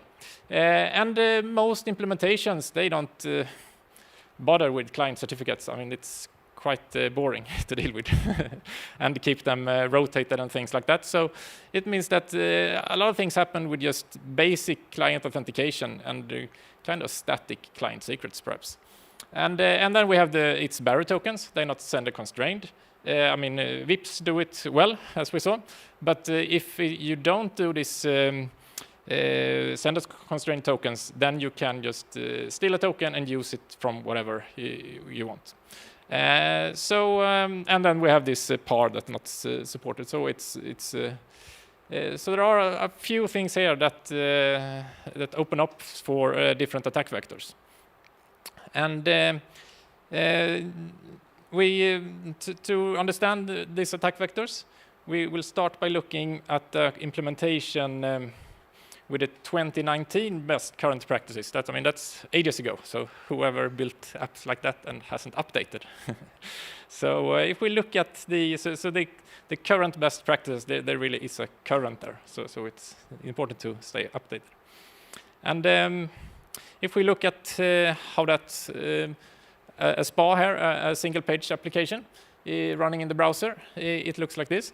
We have this token service or identity provider, and the token request and the authorization request, it all happens through the browser. So the token will typically be stored in local storage, is a common place to store the token. And then the SPA here can just attach the token. We saw the authorization header with the bearer and the access token there, usually a JSON web token. And they can call the different APIs here. And there could be a lot of APIs, of course, in this sort of microservices architecture. Here we just have two, but the product API and the order API. And what's interesting here, to get a little bit of context, is that, of course, the logged-in user should be able to get the products this user can access, not other products. And the logged-in user should also be able to get the user's orders, not orders for other customers. And the logged-in user should definitely not be able to use this endpoint get all orders that is meant for system integrations to sort of access all the data in the system in a easy way. So the sort of ultimate attack here is that the attacker can execute the get all orders call there.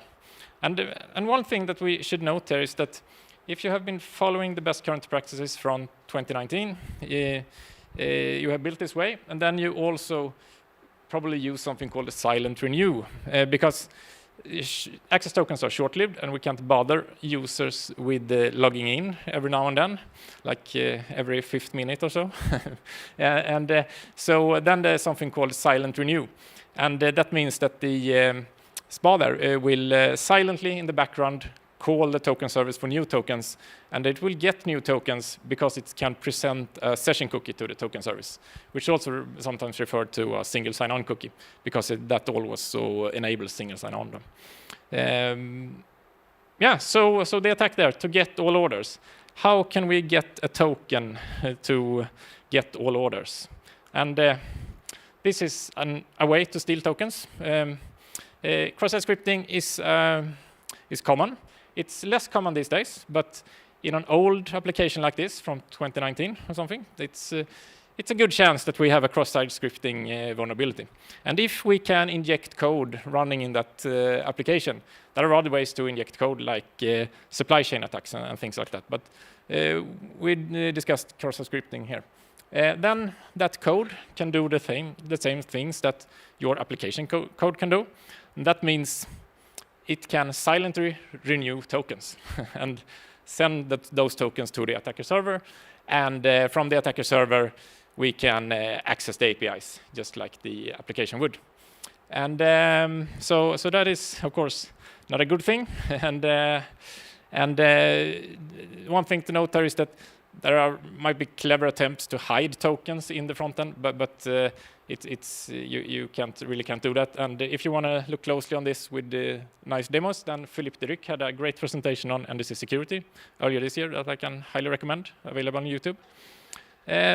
So how can we fix this or make it harder at least? Of course, we refactor to the best current practice of today. And this means introducing the backend for front-end pattern. And then it looks like this. And we have introduced this backend, which is a dedicated API for the front-end application. And it holds the session, and it will also hold the access tokens. And the SPA is basically exactly the same. It's now served from the backend for front-end. And all the JavaScript code, quite complex code, has been removed. Instead, we have moved that code backend. So everything, the token request now goes from the backend to the token service. This means that this backend is, the client now is a confidential client, not a public client running in the browser. So we can use things like mutual TLS and send the constrained access tokens and things like that. And another thing to note there is that we now secure that session with a session cookie that is properly configured. You could, of course, do mistakes here and have an insecure session, but that's not the issue in this talk. So it's secure. And then we have also introduced to really raise the bar here, we have applied infrastructure protection as well, so, which we missed earlier. So because now we have this backend for front-end, the other APIs, the backend APIs, they don't need to be public on the internet anymore. So we can introduce a gateway or firewall and make them internal, which is great, because you shouldn't really expose internal APIs on the internet. And of course, this picture, we don't have the infrastructure protection in front of the BFF there. It could be a web application firewall and so on, but attackers are quite good to bypass those. So that's not in the picture. And so this is what we have, and it seems pretty bulletproof, right? It's very hard now to get all orders, and there are no tokens in the front ends to steal anymore. But the cross-site scripting vulnerability, it still exists. It's really hard to keep a front end secure from cross-site scripting over time. So And with if the attacker can inject code in your application, then they can now do session writing, of course. So they can do anything the user can do with the user session there. So it's a more limited attack than previous, but it may still be quite bad. So what can we do if we can do session writing in this context? Well, it's hard to tell without proper testing, perhaps pen testing or your own security testing. And we can start by looking at the requirements for this access model that we have here. And the first here is that we should be able to get product 1 because the user has access to product 1. That is a success. We should be able to get the orders, our own orders, not other customers' orders. Quite easy. And then we have this orders all. And it's a little bit more, we need to think about that a little bit more. So should return all orders, but only if the caller is authorized for this all access. And to make this maybe a little bit easier to test, we can rewrite this as 2 test cases. Should return orders if the caller is a system integration, should not return any orders if the caller is a logged-in user. And that's typical, that's the attack. So it's really a good thing to have those negative test cases for possible attacks, because that is what the attacker tries to do. So, and if we run those on our implementation we saw earlier, we have all the defenses, we have followed the best current practices, but unfortunately the last one fails here. We're actually able, by just changing the route and still accessing the orders all endpoint, even if it's not exposed on the internet. And that's surprisingly, if you ever end up here, and and not good. So how did that happen? What enables this attack? And if we look closely into this picture, we will start looking at the BFF here. What does it do? It's routes, and we see the stars there. So a default configuration for many reverse proxies or gateways like this is to look something like this. They have a whitelist for hosts which they can route to, but often it's sort of default catch-all routing there with the stars, which means that they will route to anything that you pass in there, not just the ones that the backend for frontend should be reaching. And since the backend frontend can reach the host, it should make calls to any endpoint there. And yeah, so that's not good. We have the stars there. And besides proxying requests, what else does the backend frontend do? Because I mean, those were public before, so it can't be that bad. But it also attaches the access token connected to the user's session. So that means that you can hit any API inside here with a valid access token. It may not be valid for that endpoint you're hitting, but does your average API do proper access control? Well, the stats are against you, perhaps. But because if you look at the top 5 here, it's almost all broken auth in some way. So it's a pretty good chance that the API here, it sees this token and it will accept the call. And but there are actually 4 issues here for this attack to succeed. And if we look at that, we need to access a low privilege session. In a larger organization, it's quite likely that during some point the attacker will be able to get hold of an account or misuse the session. In some system, you can also sign up to get a low privilege user, so that's really not an obstacle. And then the BFF here, it needs to have access to the API hosts on the internal network. And especially in the cloud, perhaps, but also on-prem, it's quite rare to see network segmentation between the backend for frontend and the APIs. Maybe you have network segmentation to the databases and so on, but between those web hosts, it's rare to see network segmentation. So that's quite likely that you can access, and especially since this microservice architecture here, it's sort of maybe drives that the BFF should be able to reach every host to get some endpoint, and you mix host system integration points. Endpoints are hosted together with the endpoints for users because it's easier to maintain and deploy and develop and so on. So you can't really count on network segmentation to solve this. And then we have this catch-all routing, and that's just a common default. So it's a pretty good chance that that's in place as well. And finally, we have the authorization bugs in the APIs, which also is likely. So it might seem that a lot of things should be in place for this attack to succeed, but in reality, it's not that unlikely, and it's definitely a risk that you should consider.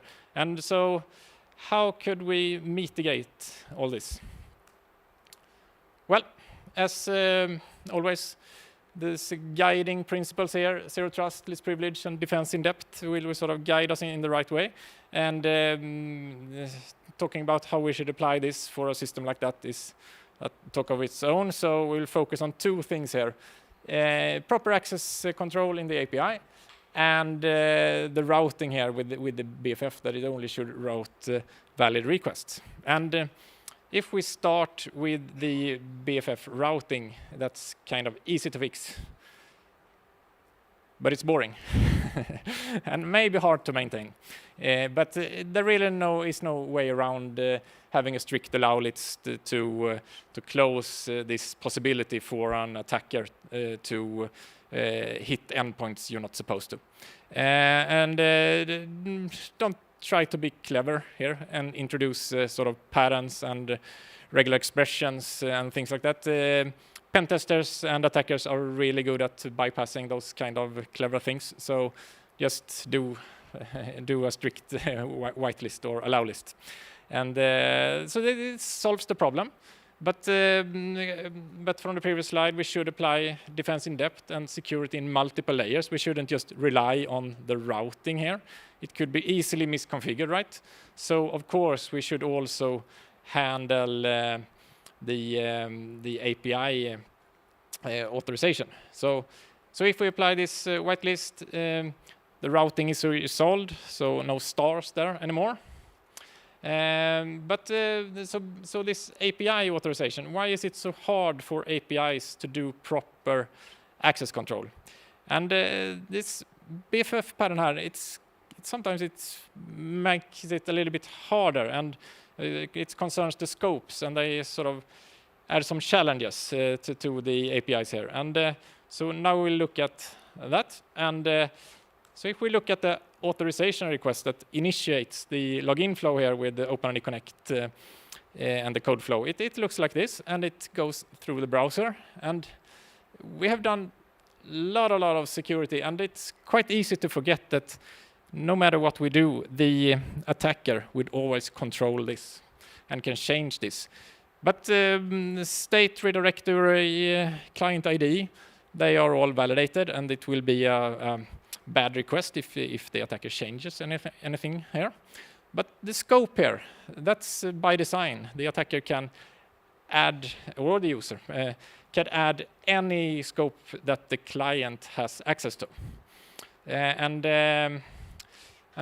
why is that so bad? It's sort of by design, but so if we just add scopes there, so because scopes are easy to misconfigure, it's hard to keep this least privilege when you do client configuration. You might be reusing a client for different applications, for different scenarios. For instance, you might combine a client where user do login, but also with system integration. If you do that, that means that a user that is logging in can add the scopes only the system integration should have access to, and then they will get an access token with those scopes when all this redirects and the login is done.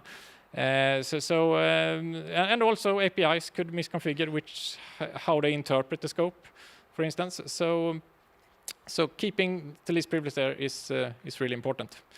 And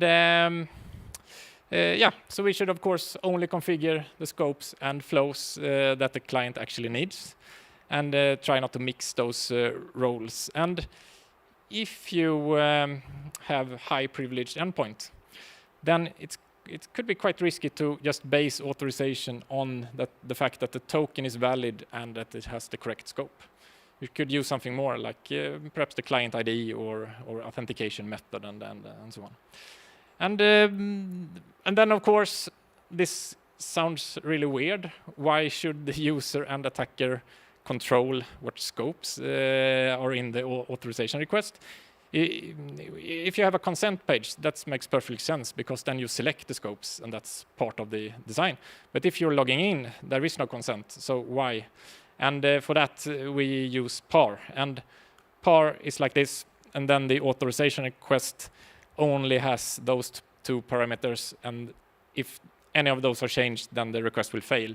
So the scopes are sort of pushed from the back end, and this is a reference to those scopes. So now we closes that attack vector, that someone actually changes the scopes there. So that's a good thing, but not supported by token services yet. But RFC is there.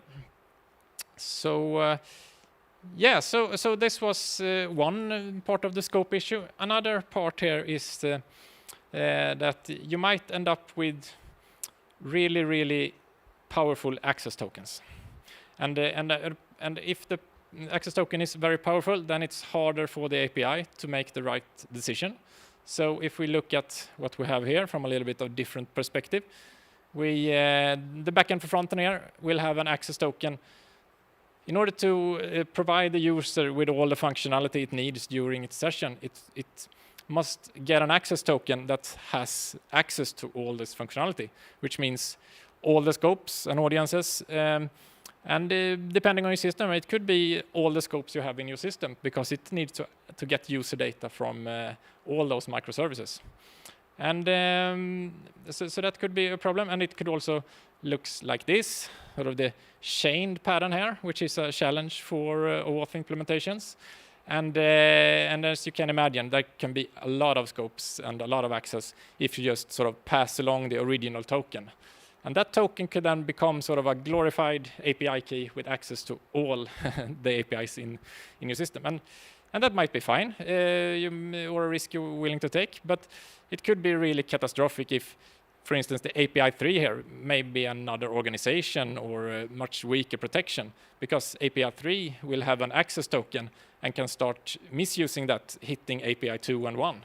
So that's one way to leak tokens.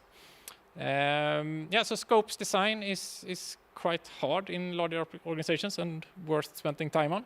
And one way to deal with this, to sort of have more of least privilege for tokens, is to create a new token. You have the token for API 1, but API that is not valid for 2 and 3. So API 1 needs to do client credentials and get a new token. And we have like this. And then we solve this scoping issue, because then you only need the scope needed for API 1, and you have least privilege there. And that's good. One thing that you might run into is that tokens get too large for the HTTP header, and that's not a good design, because then you probably have too powerful tokens and need to sort of redesign. A good solution to that is not to increase the max size of the HTTP header for the web service. But so this solves that problem, but it introduces another, and now it's kind of hard to have the traceability or accountability that the user actually initiated this call, because API 2 there only sees API 1. So to handle both, we can use something called token exchange. That's also not supported by many token services, but there are definitely a lot of them that do that. Then we pass the original token when we change the token, and we will get this ACT claim in the token that provides us with this chain of traceability, so we can know how the request has been. So this handles both. And if you don't use this, then understand the risks you introduce. Maybe accountability is solved in another way, so it's not needed, or you're comfortable with having sort of global access tokens. And we should note here that this least privilege for tokens, it doesn't solve the session riding in any way, because the attacker who does session riding in the backend for frontend there will of course be able to do anything the user can do. This will only limit the risk of leaking global access token, but the session riding remains there.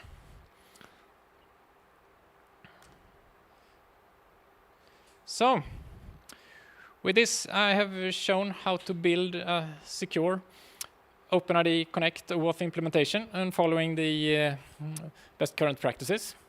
And it will look something like this. And then we talked about how to avoiding some common pitfalls concerning the routing and the scopes and how that may affect how APIs can deal with authorizations. And it's time to summarize. And the first thing here is that please read and follow best current practices for OAuth 2 and OpenID Connect. The FAPI here is very detailed on guidance and how to implement things. So I can really recommend that. And there's a version 2.0 right now, and that's more easier to digest than the first version. But so that's important. So even if security should always be proportional to your business. So even if you're not sort of in the healthcare or more finance and have those high requirements, then it's important to understand what protections you have and the attack vectors that exists concerning those protocols. So you know what you're.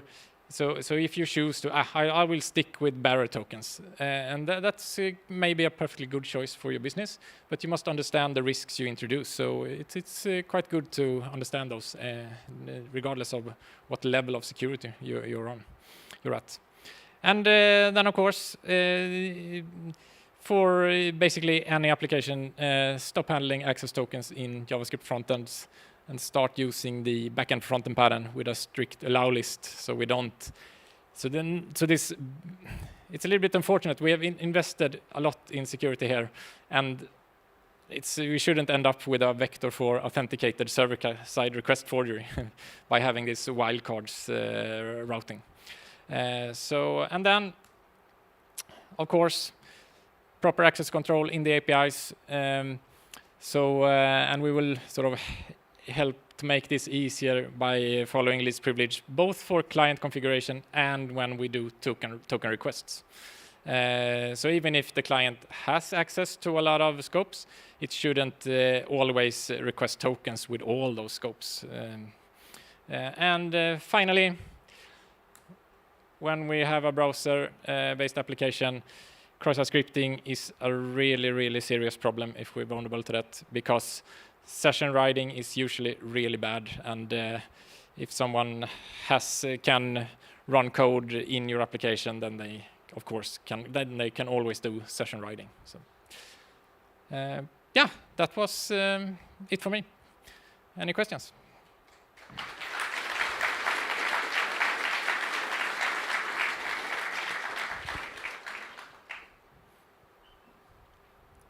Questions?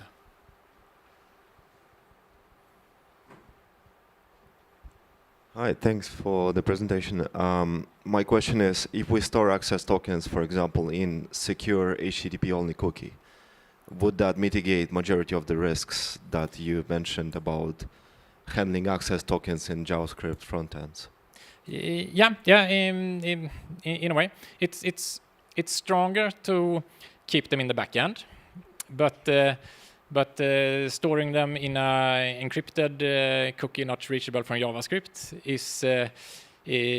means that a cross-site scripting can't really access that.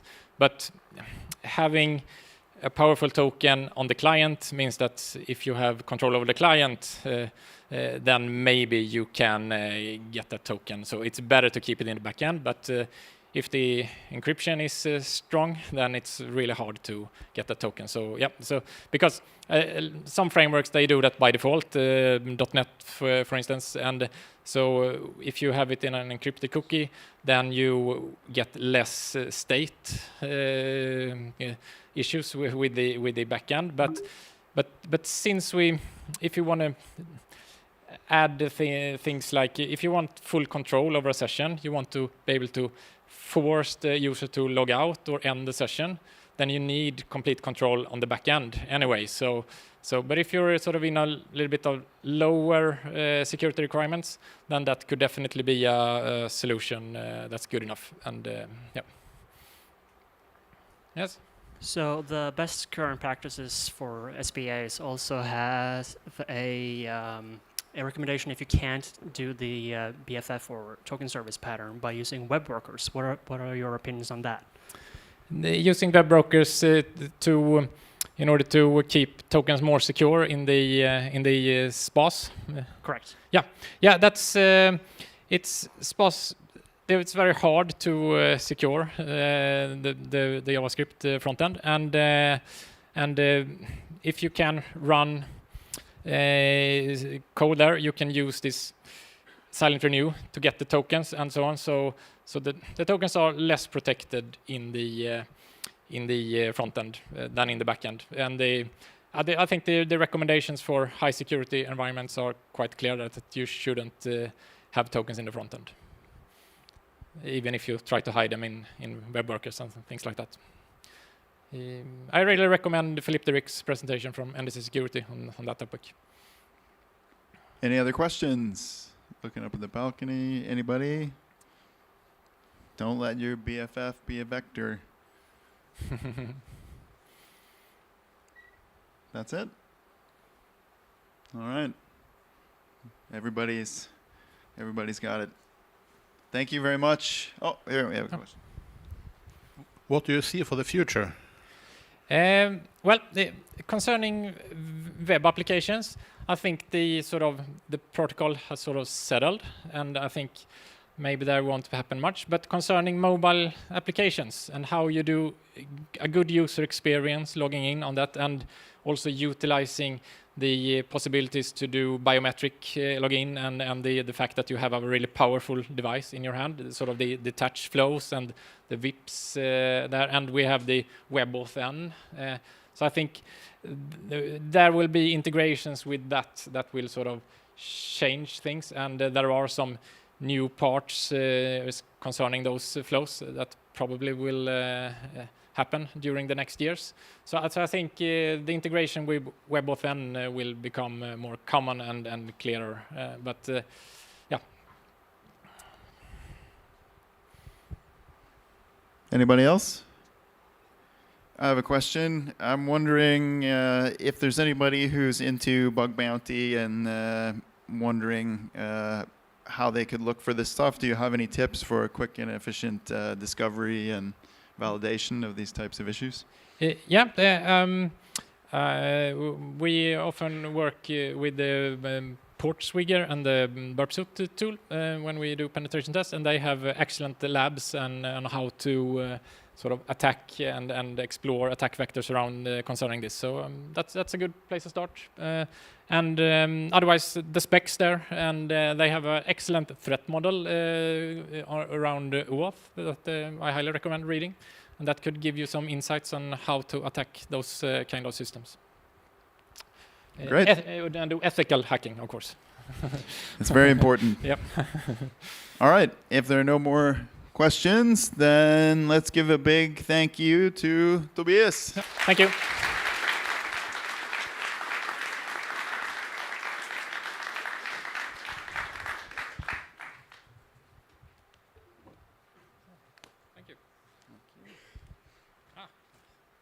All right.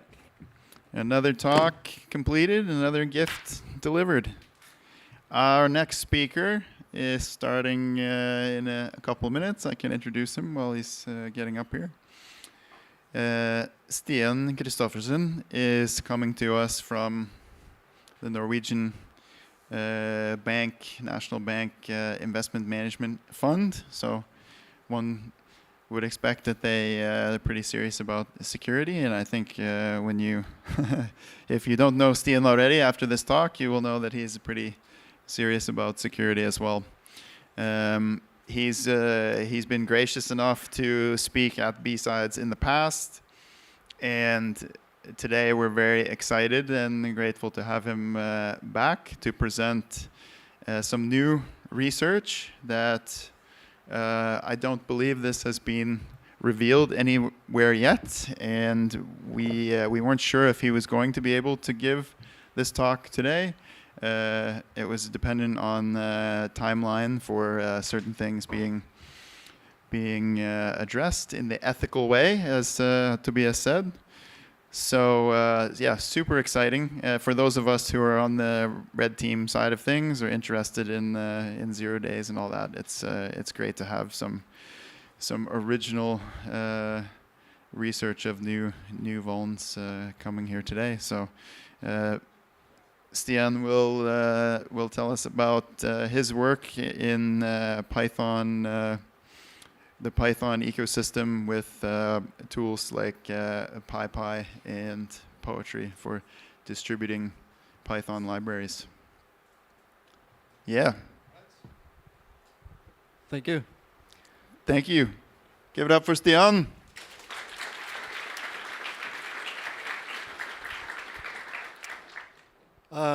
Let's see if it works. Yeah.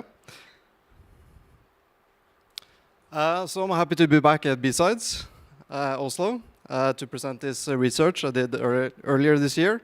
So it's hobby research into the Python ecosystem. So first off, the Python package index is used by millions of developers to distribute Python packages. So it works in this way. So you have the package maintainers that package and upload their packages to pypi.org. And then you have package consumers that download and install the packages using a package manager like pip or Poetry. I'm going to use requests as the example package throughout the presentation, but it's just an example and the attacks are not specific to that package. So shout out to Stig and others at the hackerspace Hackeria for inspiring this work. And also the PyPI maintainers for how they manage the reports, and also feedback I got on how to present this. So the findings were reported to PyPI in June and July. There was one patch in June and another in August, and it was cleared for publication in August. I published 4 blog posts together with this talk earlier today because there's a lot of details I don't have time to go into. So first, let's look at the structure of PyPI packages. So you have a project, and then for each project you can have 0 or more releases, and for each release you can have 1 or more distributions.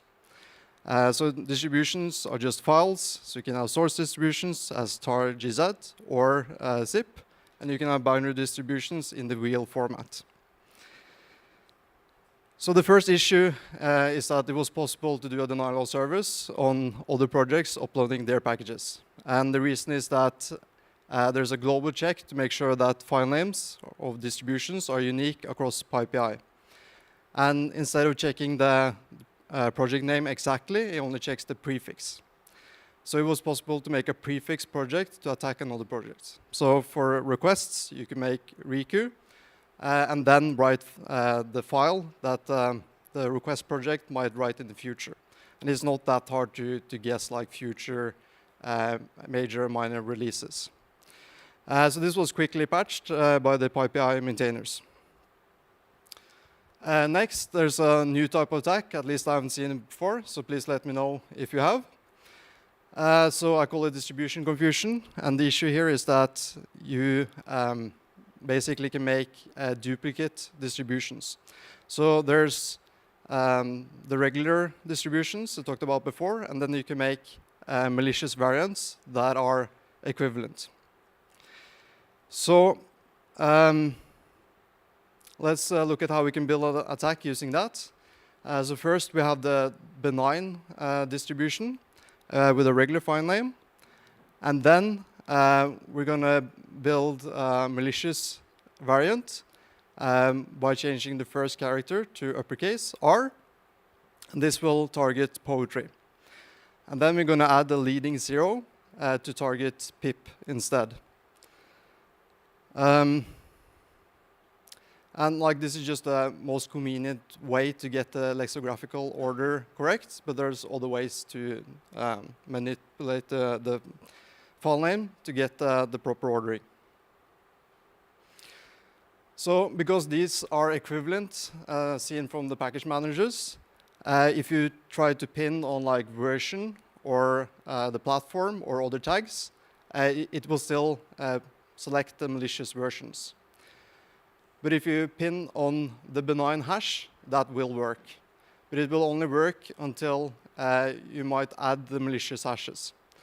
So I call this trust on every update, because if you use like a poetry update, the next time it fetches the hashes from the index, it will include the malicious hashes.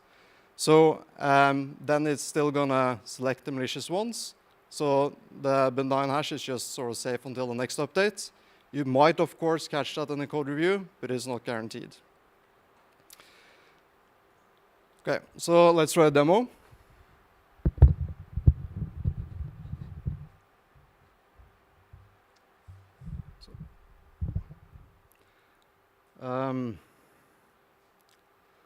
Let's see. So when poetry and pip are deciding which package to fetch, they're going to pypi.org/simple/requests.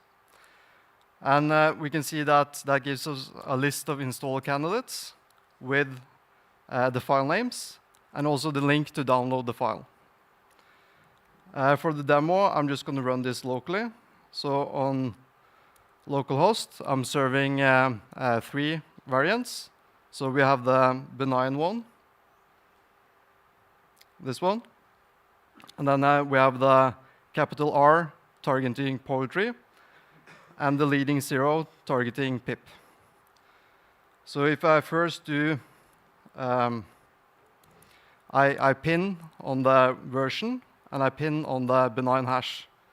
We expect to get the benign hash, so let's do that.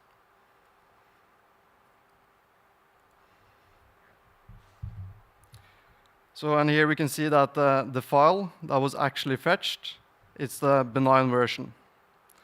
But if I now do pip install without pinning on any hash, but still pinning on the version,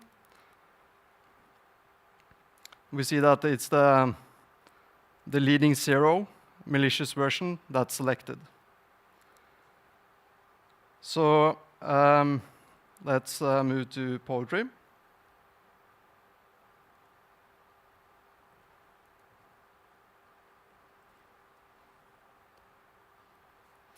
So first I'm going to do, I'm going to pin on the benign hash as before.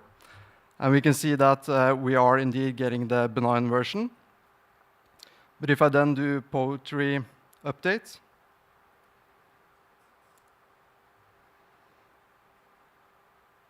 it's fetching all the hashes again from the index.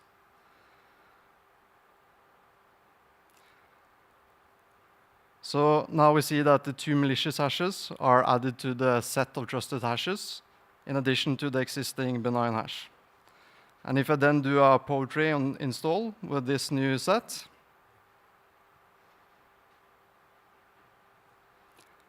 I get the malicious variant with the capital R. So if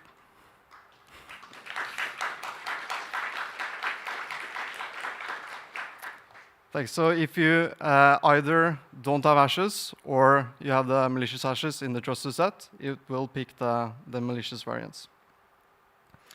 Okay, so this is just one of the malicious distribution confusion sandwiches you can make. You could also target poetry and pip individually. This is kind of interesting because there's no other mechanism to target the package manager. Of course, all other package managers are going to fall into one of those 2 categories as well. You could also do the malicious variant in the middle of the sandwich. So then, like normal users would get the benign versions, and then you could have a malicious insider pinning on the malicious version. And also, like if you later delete the outer variants, which is possible, the malicious version would be chosen instead. So that takes us to also like you can have time-varying sandwiches of different sizes to change the behavior over time. So like if you're doing a training or there's some reason you want to target in time, you could do it that way. So those who paid attention, I said that you can only have one source distribution per release, and I just did a demo with more than one source distribution per release. So we need bypasses. So the first bypass is that you could simply say, when uploading a target set, you can say that this is actually a binary distribution rather than a source distribution, and it would just work. So this was patched in August. And then the other way to do it, which is still not patched, is that you can give a different version in the metadata rather than the file name. And because the package managers just care about the file name, you'll still get this will still work. And you can have more than one source distribution per release. So while it's not patched, there are 2 open issues to fix this. So let's move over to a different attack called manifest confusion. So this